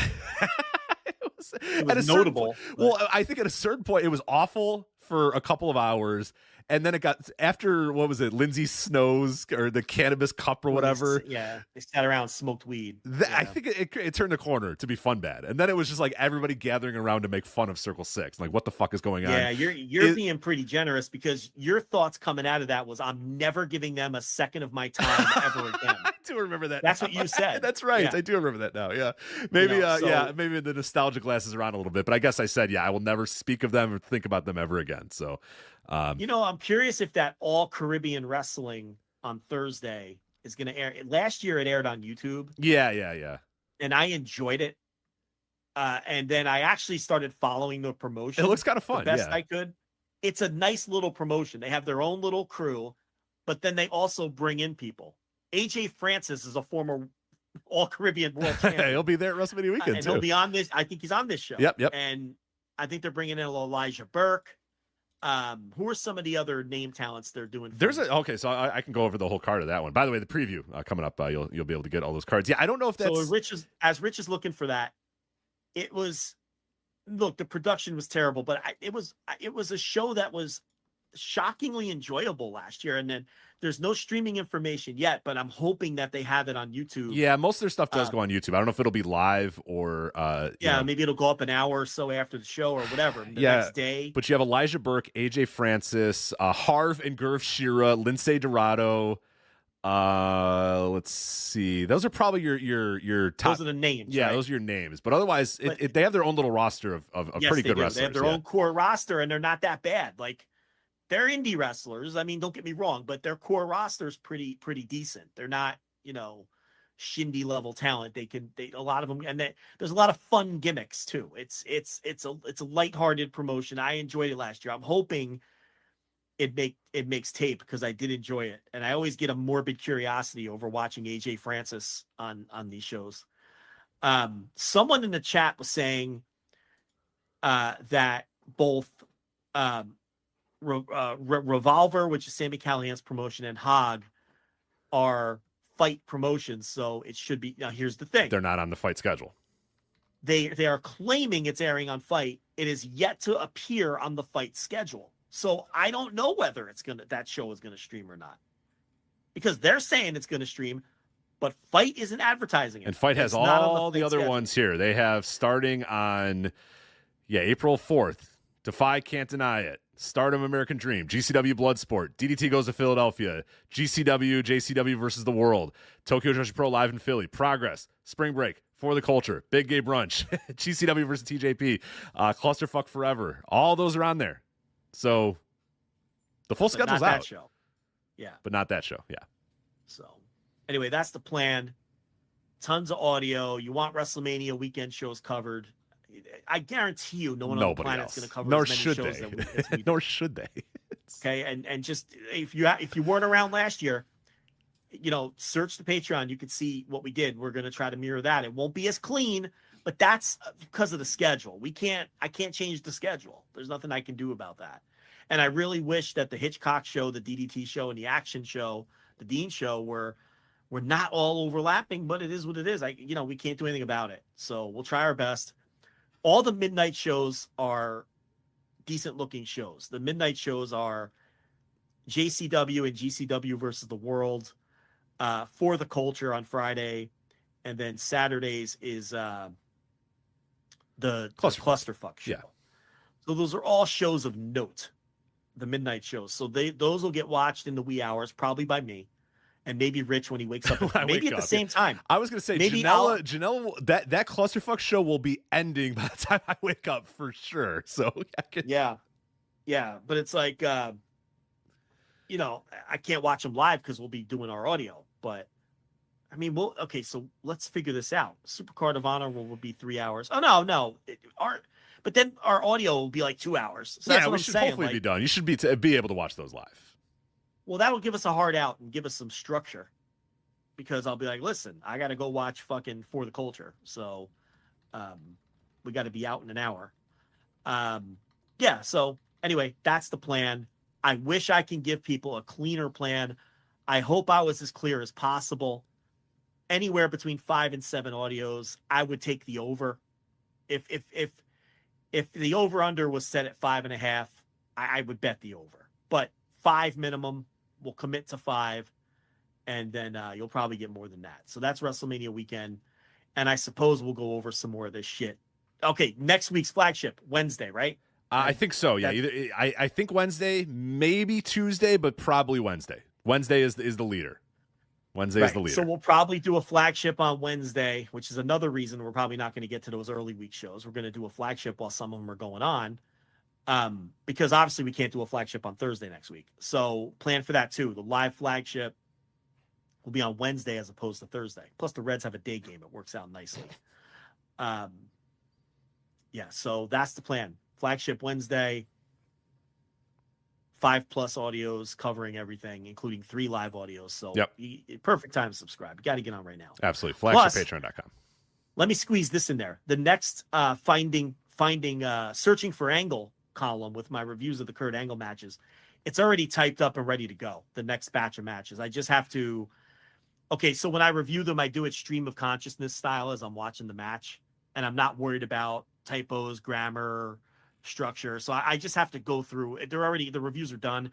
I just have to go through and edit them and make them readable and fix them. So that'll be up probably by the time most people are listening to this.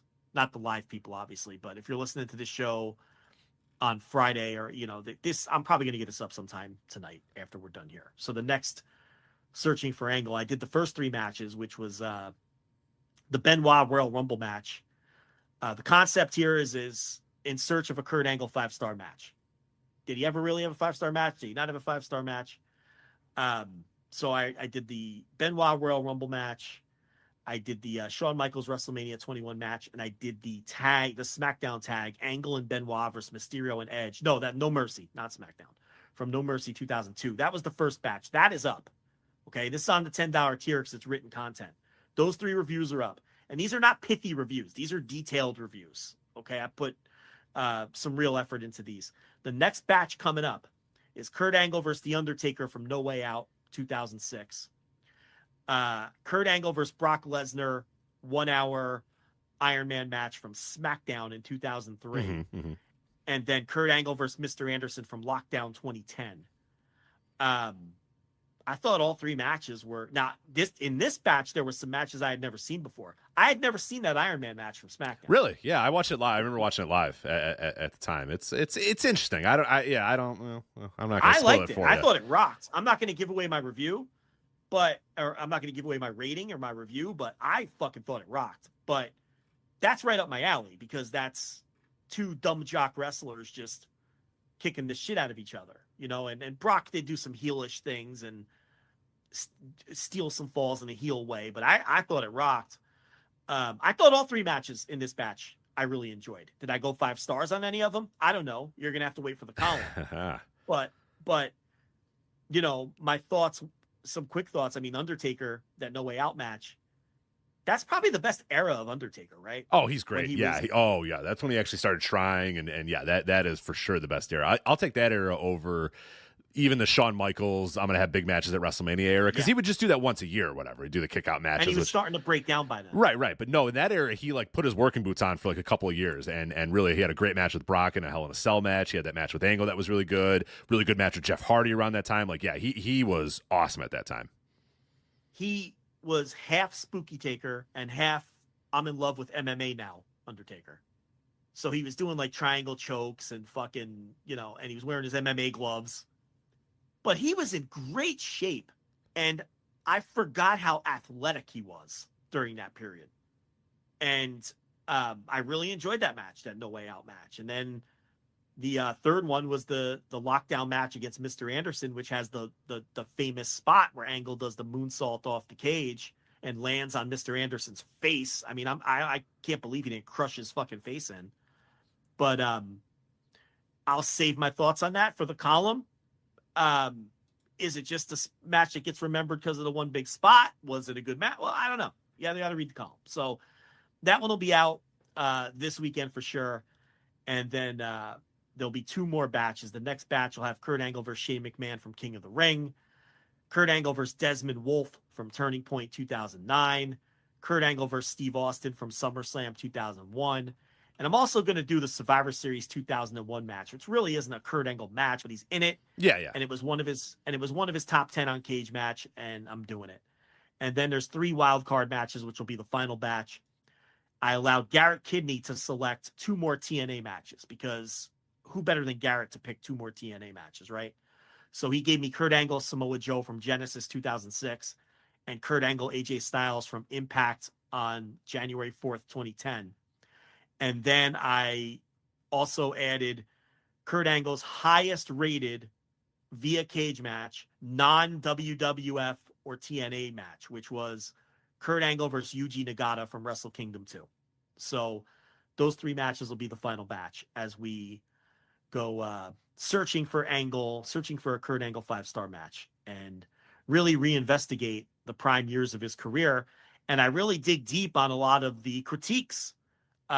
He was accused of not being great at selling. He was accused of cramming too many high spots into his matches. He was, so I investigate all of that in these reviews, and I talk about all of that, and then I rate every match, and we'll see if we could find a Kurt Angle 5-star match. All right. So be a little bit abbreviated for the rest of the show tonight, but that's okay, because the rest of the topics we have are pretty quick. So let's get to them now here. We'll start out with the CMLL show this Friday. We try and do that a little bit earlier in the show, but of course, obviously, flagshippatreon.com for the WrestleMania weekend. That was important to get that out there. But this weekend, CMLL is got a big show on Friday, and we have a preview up at voicesofwrestling.com from Cubs fan Lucha Blog, explaining all the matches on the show. Plus, I think the bigger deal, how to stream this show, because I think there's going to be a lot of AEW fans that might be interested in the main event of the show, which is a best 2 out of 3 falls 8-man tag match.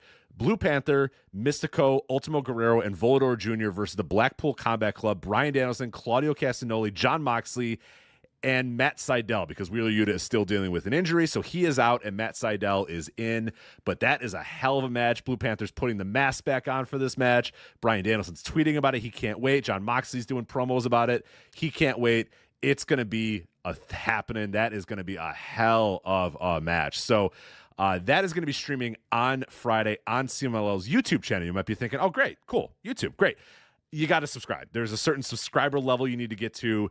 Cubs fan lays it out in the voicesofwrestling.com voicesofwrestling.com preview. So just go there. He explains it. I believe it's $35, and that's what you're going to have to pay to watch this show on Friday on their YouTube channel. So again, he explains a little bit more of what else you get for the $35 or whatever if you decide that you want to buy it. But elsewhere on the show, I mean, it looks like a hell of a show from top to bottom, but that main event, we'll start out with that. I mean, that is, how cool of a match is that going to be? And Bryan Danielson's just going to be in heaven, and Claudio and Moxley as well. And hell, Sydal will be in heaven too. And Blue Panther realizes how big of a moment it is too. He's throwing the mask back on. That's going to be, I mean, that's going to be a match that's just going to be a sight to be seen in front of a sold out, Arena Mexico, which is just doing huge business for this as well. Rich, how do I sound to you right now? A little scratchy. Yeah, you sound terrible. I was going to fight through it if I sounded fine to you. I'm going to dip out and come back in. Okay. So maybe read off that card. I'm going to dip out and jump back in. All right, so we're gonna let Joe get back there. So hopefully he sounds a little bit better on audio. But so as I mentioned, and real quickly here, let me I'll explain what Cubs fans said here, because that main event obviously is going to get a lot of people that might not normally watch CMLL to be interested. But again, voicesofwrestling.com if you want to read that. So show starts at 8 p.m. local time. That's Mountain Time Zone if you're in the U.S. CMLL will stream it on their YouTube channel for paying members, but you must be on the fan $35 tier to watch the show live. So the 2 cheaper tiers are going to get you the show only as a video on demand on a 9-day delay. So that's not great. So there's other tiers they have that are cheaper, but you're only going to be able to get the show on a 9-day delay. So if you want to watch it live, you need to be on the $35 tier. So we can figure that out there. But all right, Joe, you're back? Do you sound better? Worse? Same? You sound way better. So okay. I think, and you sound better too. So I think we're good. So we're corrected. I think we're good. Okay. So the CMLL show, obviously Wheeler Yuta was replaced by Matt Sydal because Yuta wasn't ready to go. Sydal has been involved with the CMLL stuff in AEW. Plus, as some of the Lucha guys have explained, the Mexican fans that go to Arena Mexico, ex-WWE wrestlers are very over. So Matt Sydal being an addition, believe it or not, to a lot of those fans is kind of an upgrade over Wheeler Yuta anyway. And the match is for them. It's in fucking Arena Mexico. So it kind of works out from that standpoint. Obviously, the attention is going to be on Danielson and Blue Panther. They're going to build to a singles match. He's ripping that fucking mask off. We all know he's ripping that mask off because I don't know if you talked about it, but Blue Panther got permission from the commission to wear the mask. Yes, and it's like a special mask, and it's got Danielson on it and stuff, and it's got AEW Yeah. and CMLL. That thing's getting ripped up, and that dude is bleeding for sure. That's how that's going to go. They're ripping that mask off, Yeah. yeah. So, and they're going to do a singles match eventually, and it's going to be fucking cool as hell. I don't give a fuck how old Blue Panther is, or it's just going to be something special. But look, Matt Sydal has to be involved. Look, the CMLL team is going to win, and Sydal has to be involved. He's not going to be the captain. We know that. So they're going to have to beat two members of the team in each fall. Sydal has to be one of them in both falls. Like, that is not even debatable. He has to be positioned as the weak link if they want to do anything with this feud between Blackpool Combat Club and the CMLL guys moving forward. And they do, because we're going to get Danielson, Blue Panther more than likely out of this. And I'm sure Tony's going to have the CMLL guys back. So Sydal, I'm sure Wheeler Yuta was going to be, positioned as the weak link if he had been there. So Sydal just steps back into that role. He's not someone that needs to be protected at all anyway. So I would expect him to be one of the people who takes the fall in both falls that team loses. I agree. And you had a really cool idea as well. I think it was in our Discord that you said something that you should do is have Sydal lose both falls, and then afterwards Danielson, Claudio, and Moxley just beat the fuck out of him on the way out. And then you could have matches on Rampage or whatever between those guys, because that's fine. Like, Sydal's not a part of their group. He's just a stand-in or whatever. So it'd make all the sense in the world that he's the reason they lose, and they just beat the fuck out of him. Blame They go, him. yeah, that fucker. Yeah, we don't even know who that guy is. And he was on our team. That's why we lost. If we had Wheeler in the house, if Wheeler Yuta was there, and then you have a match between Wheeler Yuta and Matt Sydal, you have a Claudio Matt Sydal match if you want. You can have a Moxley Sydal. You can get 5 matches out of that if you just go for it. Why not? Yeah. They can blame him for the loss and get their heat back by Yeah. putting the boots to him, and like you said, then you spiral that off into you have a natural match for Rampage or Collision or whatever with Wheeler Yuta and Matt Sydal, and because you show the footage on AEW TV, and then you get a little something out of it. It's taking advantage of a bad situation. Now, are they going to do that? I don't know, but if I'm in the room, That's a free idea. That's a good idea. Yeah. You guys can steal it.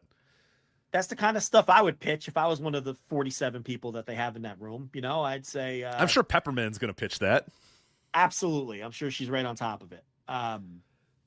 So there's that. And then I'm sure you went over the rest of the card, but it's a good looking card. I did not go over the rest of the card. You were gone for okay. I'll go over the 1 card. minute. It's a huge card. It's the Finjay is defending the national light heavyweight title against Zandokan Jr., who, I love that guy. And People remember him huge from fan World fans Tag of- League. World Tag League, he was Right. Exactly. CMLL World Light Heavyweight title, Cavanario versus Averno. Oh, man. So just a lot of huge names on the show. And this show sold out like instantly, and this is going to do huge business. People are into the idea of the American stars coming in, working with all the top guys in the main event. There's a 4-way with the minis with Perito and Pequino Olympico, Acero and Angelito. These guys have been working Arena Mexico more frequently now, the mini guys. And the finals of the tournament where the enemies team with each other, is going to be on this show. It's Atlantis Jr. and Soberano Jr. versus Mascara Dorada and Rocky Romero. That sounds awesome, too. Yes, they do this tournament, the Torneo Incredible tournament, with the Parejas, where it's just like you team with your enemy. I know this was confusing to a lot of people who aren't locked into CMLL, but that's the idea. But what you can do here is build singles matches off of a match like this. So that's kind of, so there's a good chance you'll get an Atlantis Jr. Soberano Jr. singles match on another big show, maybe an anniversary show or whatever the case may be, coming out of whatever they do and however they book this. There's a 6-man tag. No, is this a 6-man tag with the women? Yeah, it's No, it's a 6. Yeah, it is a 6-man. I actually have it wrong in my my notes there. It's a 6-woman tag. It's Catalina, Tessa Blanchard, and Willow against okay, this is where I fall apart. Louivia, I guess. Yeah, let's go with Louivia. Zeuxis and Stephanie Vakir, or I still can't get that name straight, and I watch her wrestle a million times. But so Willow's getting a shot down there, and then the tag team title. Magnus and Ruggiero. Okay, you've seen some of these guys on CM. If you're not a CMLL watcher, you've seen some of these guys on AEW, whether it's a Finjay or Magnus. Yeah, Magnus was there not that long ago. Pay-per-view. Yeah. And so there's plenty of guys here who AEW fans will be familiar with, but they're going to defend against Berlante Jr. and Neon. And Neon, he usually teams with Futuro. Those guys are just out of this fucking world. Yeah, that's one of the guys you've been talking about for a lot recently. Yeah, Neon and Futuro, they kind of broke out last year. Among the weekly watchers, but they're gonna, if they're given an opportunity, on big shows like this, they're gonna. But I don't know where Futuro is. He's Neon's teaming with Berlante Jr. here instead. I don't know what's up with that. Did Cubs write about that in the preview? Or let me double check if he did. I don't remember if he did, but let me see if I can find that real quick for you. Because that's right. Yeah, he's not with his normal guy here. So no, these two. Let me check my notes because there was a match in. Let me see if I could find it while you're looking that up.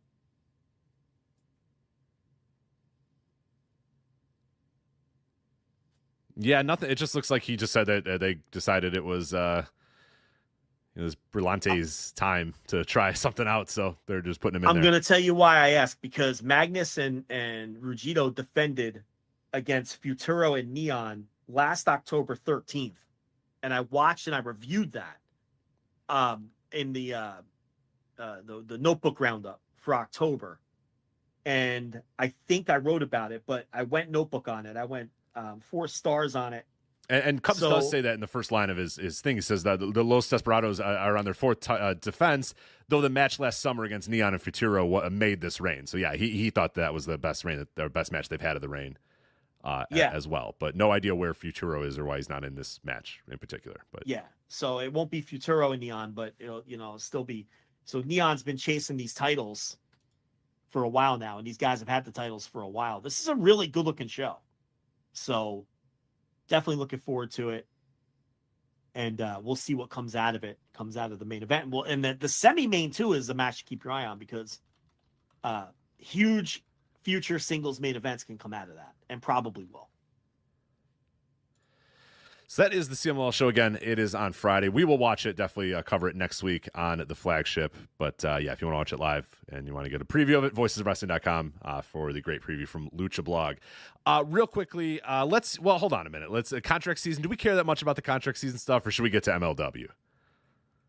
Let's do MLW. Becky Lynch says her contract's expiring in 2 months. I don't know. Maybe it is. Drew McIntyre apparently still doesn't have a deal. I don't know. Alex Coughlin's retiring. Motor City Machine Guns are expiring at the end of the month. AJ Francis is signed with TNA for the remainder of the year. There you go. Now Motor City Machine Guns, they basically had a going away party. They're done. They're going to be gone. They're done. And I covered that in Flagship Plus, that one of the big reasons why is there were rumors that TNA is offering certain people per date deals as opposed to full-time contracts.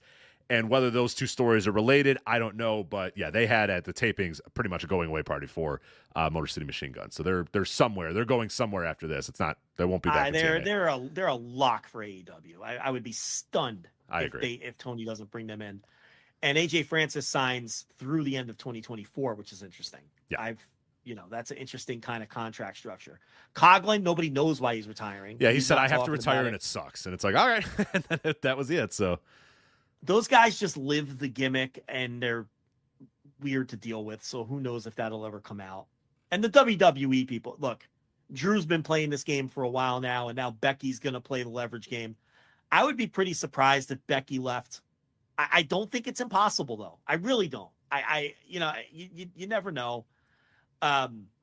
Drew, again, would I be stunned? No. Do I think both of them ultimately stay? I do. So anyway, that's I don't know. Do you have any other thoughts on any of that, or I really don't? No, that's all I got. So let's do MLW. Let's make sure we get this in, because this Once Upon a Time in New York, which was the YouTube special a couple weeks ago, and I wanted to get this review in this week because War Chamber is this weekend.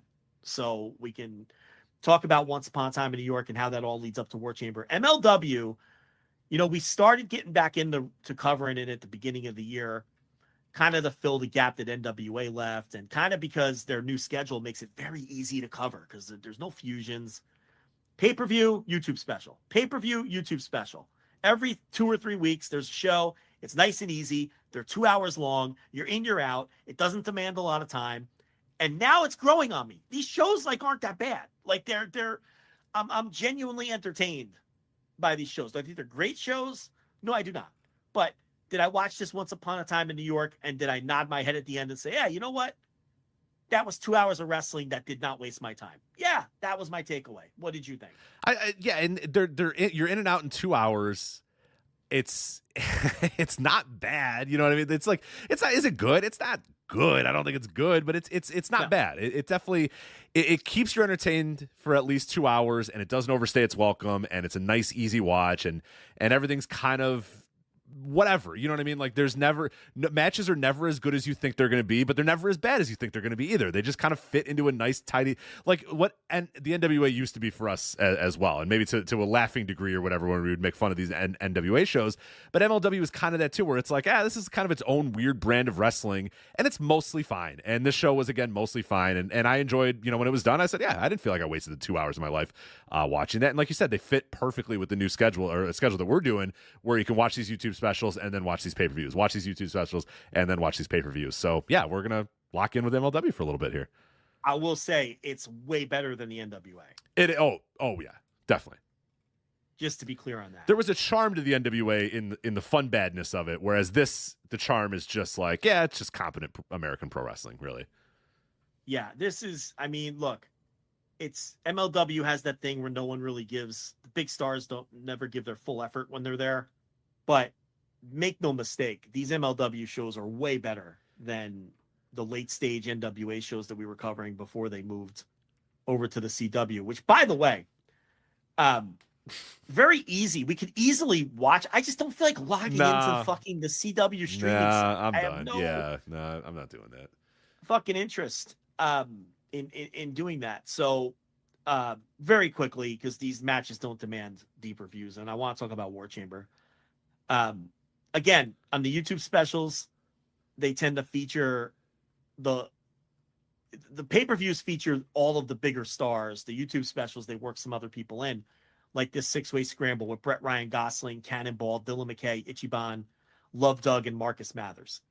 I'm going to be completely honest. I fast-forwarded it. I'm going to tell you why. Do you know how many fucking scrambles I'm going to have to watch next week? Oh, boy. Yeah, we were doing a drinking game during the preview about scrambles, and I will tell you, there are at least, I believe, 9. I think the final count was 9 to 10 scrambles, and some that aren't labeled as scrambles, but goddamn well they're scrambles, because you're listing off names, and you're like, what? There's 8 people in this match. They're going to call this thing a fucking scramble once we get there. So, yeah, you're good. You're good. You've seen a lot of scrambles. So, I'm doing an embargo on scrambles until fucking next week. I can't watch. So I skipped it. And I'm sure it was exactly what I'm picturing in my head. Yeah, so, you missed nothing. You missed absolutely nothing. Shtick heavy and everything else. And Bad Dude Tito destroys Azteca 66. Azteca 66 is one of the masked goons of the former Lucha Underground that they're not allowed to call Lucha Azteca Lucha, yeah. So those masked goons that hang around with fucking Cesar Duran. Yeah, I know that. Well, that's what Azteca 66 was, one of those guys. And it was just a squash to get Bad Dude Tito over as one of the new charges of Selena De La Renta and Jesus Rodriguez. AJ Francis defeats Mr. Thomas as we build towards AJ Francis versus Alex Kane. A drubbing. So just top dollar drubbing Mr. Thomas here. Full circle here on the flagship. A drubbing for sure. Just logical booking. They're building a match with Kane, so he beats one of Kane's boys, and there wasn't much to it. He was fine, and Mr. Thomas was fine, and this was fine. Yeah, that's all. And it accomplished what it was supposed to accomplish. And he's with the WTF now, AJ Francis, with Mr. St. Laurent. Good point. Yes, he is. And he cuts the same promo every time when he comes out and says, "You paid top dollar to see top dollar." Every time. That's It's the like, one. All right. Yeah. All right. That's the one. Women's featherweight #1 contender match. Delmi Exo defeats Zeta. Zeta is Brett Ryan Gosling's valet slash. Are they supposed to be? She's the Federette as well. She is the World Titan Federation Federette, Right. as well as Brett Ryan Gosling's main squeeze, I guess we could say, right? Yeah, they're supposed to be like involved, right? Like I think so. I think the idea is that yeah, they're involved. in the storyline. They're fucking, going steady. I believe they're going steady in storyline. And again, not much to it. I mean, this was a lot like watching like a TV taping or something. You know what I mean? More than yeah, the match times so far are 6 minutes, 1 minute and 25 seconds, 2 minutes and 10 seconds, and 4 minutes and 19 seconds. So yeah. And then we got to the business end where Matt Riddle defeats Davey Boy Smith Jr.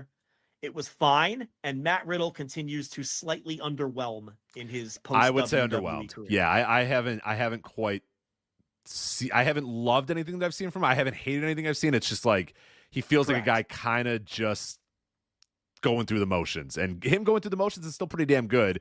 It's just, yeah, we haven't seen him get to that next level just yet. Honestly, his best match may have been that bad dude Tito match at Intimidation. Oh, Games I really like that match. I did really like that match. Not because of that was just like a fun structure of a match, but that was actually really good. Out of the Riddle post WWE match, I mean, because the Tanahashi match wasn't that good. This match wasn't that good. Trying to think of what other matches he may have had that we saw. He had a tag match at Battle in the Valley. Remember the Chosen Bros came back together? That was okay. Yeah. The Fatu match was pretty good. The Jacob Fatu. Oh yeah, I like that. Yeah, it's just he hasn't had like high level stuff, but most of his stuff's been pretty decent.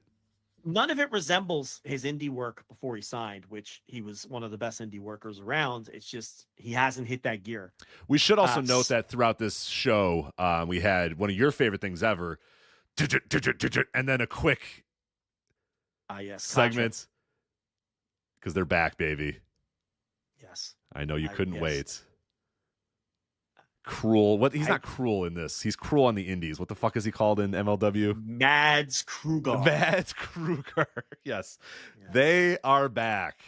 I warned you they were back.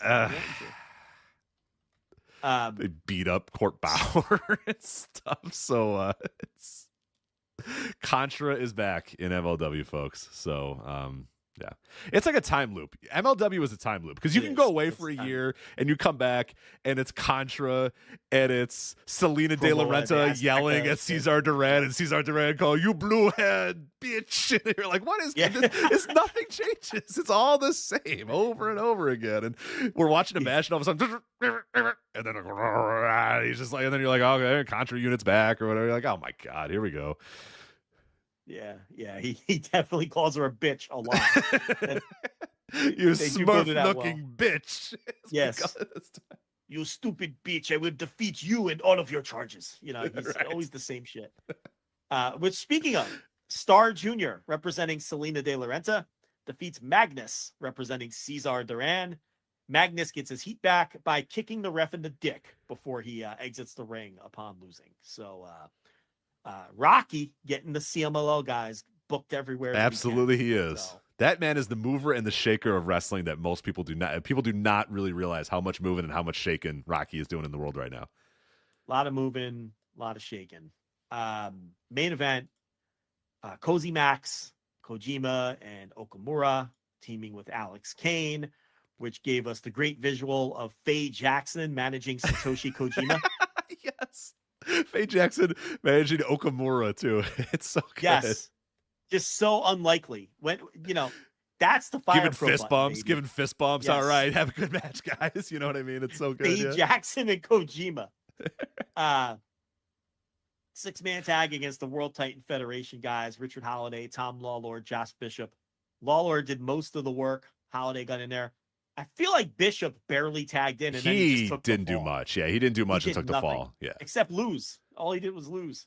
You'd think you'd take a guy like that with that look and maybe give him a push in a company like this. I agree. I love Josh Bishop, but yeah, they don't quite see it that way. They don't. No, I mean, this result tells you they didn't see it that way. I mean, he ate the pin here. I understand that that other team was, Kojima's the world champ and everything. And I kind of figured they would win, but I was shocked by how little Josh Bishop did and how he took the loss. Anyway, this all builds into War Chamber, which is this weekend. So we'll probably review this on Wednesday, right? I'm sure we can get this in and review it on next week's show. It's the Alex Kane, AJ Francis match that they've been building for a month or two here. The featherweight title match. Now, it's not Janai Kai versus Del Miexo. It's Janai Kai versus Unagi Sayaka. So Del Miexo wins a number one contender match, but won't be getting the match here. Yeah, not yet. So Janai Kai, I hope they're still doing the gimmick where they hold up the burlap sack with the $sign on it with Janai Kai. Yeah, I don't know, because this is a big booking from the right. This is not a 5-minute challenge. No, this is a featherweight title. Yeah, it's a real title match against a real wrestler. So I don't know what they're doing. Is this? I'm not familiar with this Unagi Sayaka. Is she working Mania weekend? You know what? Coming in the 29th. Is she sticking around? It's a great question. Let me see if she's sticking around. I don't remember seeing her anywhere on the schedule. But let me. So maybe she's just coming in for let's see. MLW. Everybody will hear my. Nope, she is not on WrestleMania weekend. Is she any good? You know her or no? She's okay. You see, she's on she'll do low level. Like if you watch random she would do Fortune Dream and stuff like that. She'd be on the undercards of those sort of things. She's okay. She's fine. If you watch the Michinoku Pro shows or random stuff like that, she would appear on those. Or but if she's doing intergender, I'm slapping Skip. Right. She'll do some of the GLEAT shows every so often. She's appeared in GCW every so often, but yeah, nothing that you wouldn't. Okay. Well, I'm gonna get a nice look this week. Yeah, I don't think you would like her. She was in 0-1 a couple times. She's just kind of a Japanese indie. Well, woman, I'm into the Janai Kai push. So, I think it's goofy in all the right ways. The 5-minute challenge thing. So, I'm kind of looking forward to watching Kai here. I think she's doing good with it. It's good for her to do character work. You know what I mean? She was like a bland fucking kick pad wrestler for a long time. Yeah. And now she gets to do some character work. That's going to be great for her development because I think there's an upside. Oh, yeah. When she first came onto the scene, I thought there was a lot there, and I had to kind of relent because then nothing ever changed after 3 years or whatever. But this might be the kick in the ass that gets her to that next, somewhere, wherever that may be. New Japan TV title. Matt Riddle against Kosei Fujita. Nice little surprise for a show like this, right? So that's a good little match. I like that match. TV title match. New Japan allowing Riddle to defend it in MLW again after he defended it against Bad Dude Tito on, I think it was Intimidation Games. And then the War Chamber, which is the knockoff War Games with one ring. I think the first time they did War Games, that when they somehow used the War Games name. Do you remember that? I do. And somehow they got the rights to War Games, and I have no idea how. Or maybe they didn't get the rights to them. I don't know what happened, but yeah. They had 2 rings for the first one, too, but ever since, they have been calling it War Chamber. It's been 1 ring. Do you think 2 rings is part of the trademark? Oh, maybe. I mean, it could easily just be, we're MLW. We don't have the space. You know what I mean? But at the same time, it's funny how it went from 2 rings to 1 ring when they stopped being able to use the War Games name. You're right. So it's just something to think about. Yeah. I know. So anyway, it's Cozy Max and Second Gear Crew because they ran in and saved them at the end of we didn't mention that, but Second Gear Crew ran in and saved the baby faces after the main event of the Once Upon a Time in New York, which is show. another incredible, unbelievable team is Satoshi Kojima and one called Manders. You know what I mean? Just bumping fists. Let's do this, baby. Matthew War Chamber. Justice. Yeah. And they even cut a promo. They had Cozy Max backstage, and they were cutting the promo for War Chamber. And Satoshi Kojima just looks at the camera and goes, "Time for war." He has no idea what he's doing. You know what I mean? No. He doesn't know what the fuck War Chamber is. They're gonna explain as he shows up, but he's ready to go, man. He did his little Kojima thing where he did his little arm thing and went, "War." I was like, yeah, baby, War Chamber, let's do this. He's a hard worker, but Second Gear Crew is there to do all the gimmicks. We understand it. We talked about this last time. Yeah. The barbed wire, that's getting run across Matthew Justice's forehead. The tables and the tubes, that's all Manders. Kojima's not getting mixed up with that shit. And I can't imagine Okamura will either. This is more Okamura than, like, outside of Fantasticamania. Like, you see this guy once a year at Fantasticamania. I've never seen him more than I've seen him this year. He's all over the place on these shows.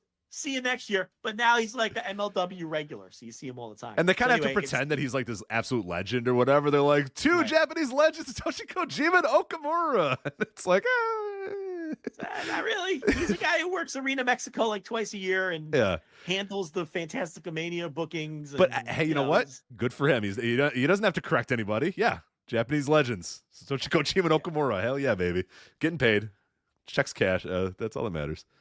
So WTF is on the other side. Davey Boy Smith Jr., Josh Bishop, Richard Holiday, and Tom Lawler. So that's the War Chamber show.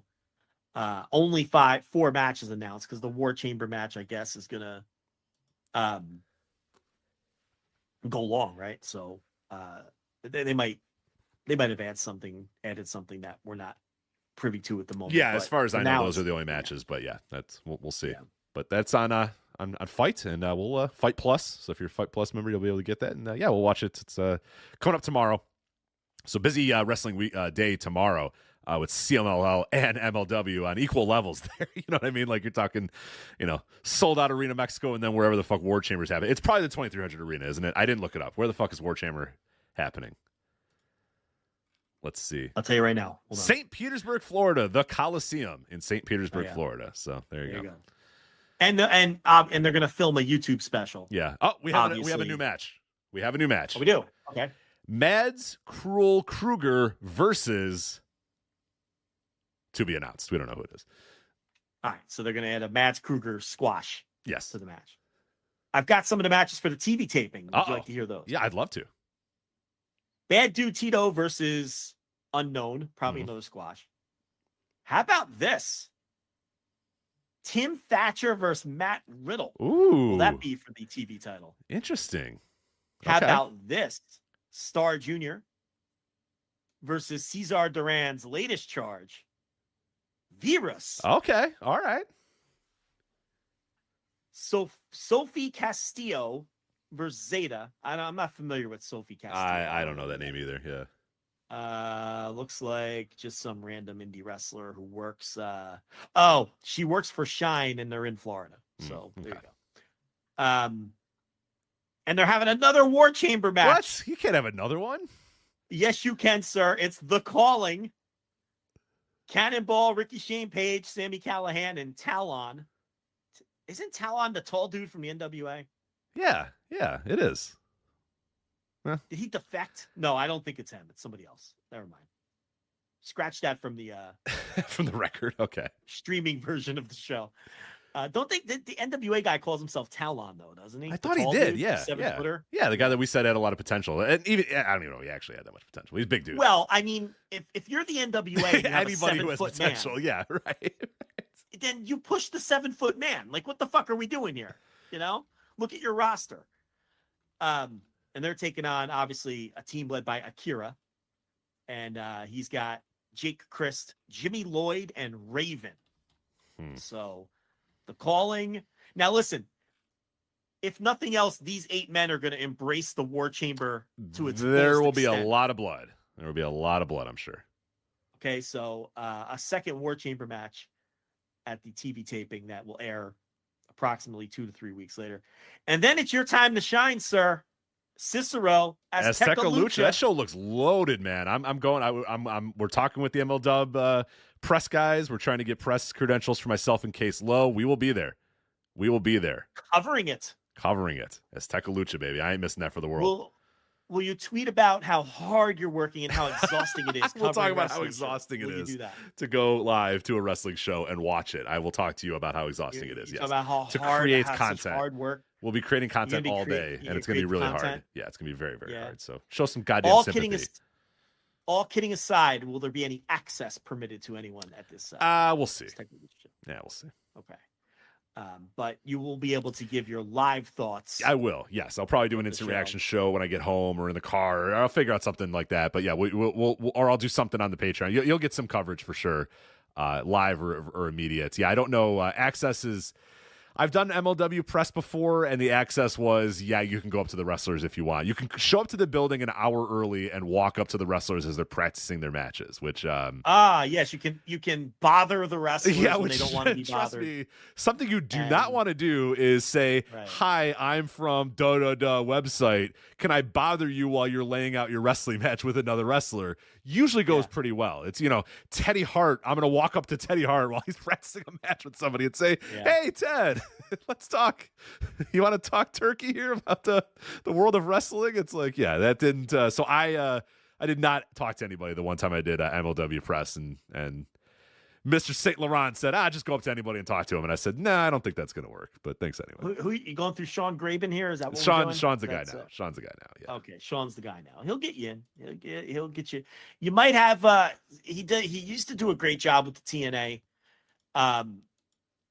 Your experience might be better than your previous credentials in MLW. I would assume that's true. Yeah. He'll probably be there, and he does a nice job. It's usually catered. Man, I saw Mike Johnson take down so many sandwiches at a TNA show one time. I'm not even making a joke. And listen, I can't even knock him because I was right behind him in line. I must have took down, 3 or 4 fucking sandwiches myself. I was hitting that cookie tray too. No, you might have special seating and all. I think it'll be, if Graben's handling it, I think a little more professional operation than yes, I think you guys are going to get taken care of and potentially some access and all those sorts of things. So we'll see. But that's what's going on with MLW. I think we're done. I think we are done. Yeah, real quickly, if you wanted to, John Pollock of Post Wrestling, Brandon Thurston of WrestleNomics, they worked together to uncover WWE's consensual relationship policy, which was implemented in June of 2023. You can go and read that at postwrestling.com, just a little bit of insights. There's not a ton there, but they have some highlights from it. And essentially just, hey, don't have relationships. If you're on the board or you're the CEO or the chief content officer, can you please not have relations with other people on the staff, which feels like that doesn't need to be a policy that gets implemented in June of 2023 and probably should have been implemented much prior to that. But hey, well, what's the obvious implication there? That they came up with the policy because of what was going on. Exactly. So that's the lead, Rich. You're burying the lead. So well, that's what you're, I think the lead is like, why was this implemented in June of 2023 and not June of 2003? Right. Of, hey, if you're on the board, can you not have a consensual relationship with a underling? Part of that there's some power dynamic issues here. So can you please not do that? They felt that was not necessary until June of 2023. So I guess that's the lead there. But there's some quotes in that piece from people that look at these things all the time and look at these sort of policies in other companies and what they thought of this policy as it relates to some other companies that do these same things as well. So there you go. There's that. And AEW is going back to Las Vegas for Double or Nothing 2024, May 26th. Man, Rich is he's determined to cram in. We're done now. Everything on this fucking run sheet. Because then you know what? Because then people say, you didn't get to AEW, returning to Las Vegas. True. And it's like, there, I said it. You happy? It's like, what do you want me to say? Well, it'll be a 1 minute. You are such a nervous boy. Like, why are you concerned with whether one random guy says you didn't talk about AEW? You're so nervous. I'm very nervous. You're too anxious. You're such an anxious guy. I am an anxious little boy. It's all right.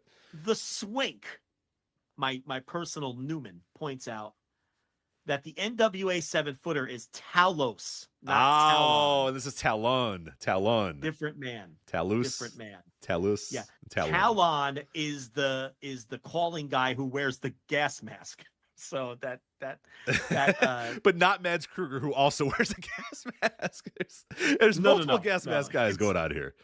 Yeah, no, the henchman that wears the gas. Yes. The gas mask. That's so we confused 7-foot Talos with MLW's gas mask wearing member of the calling Talon. So the Swing is there for the save. So thank you, the Swing.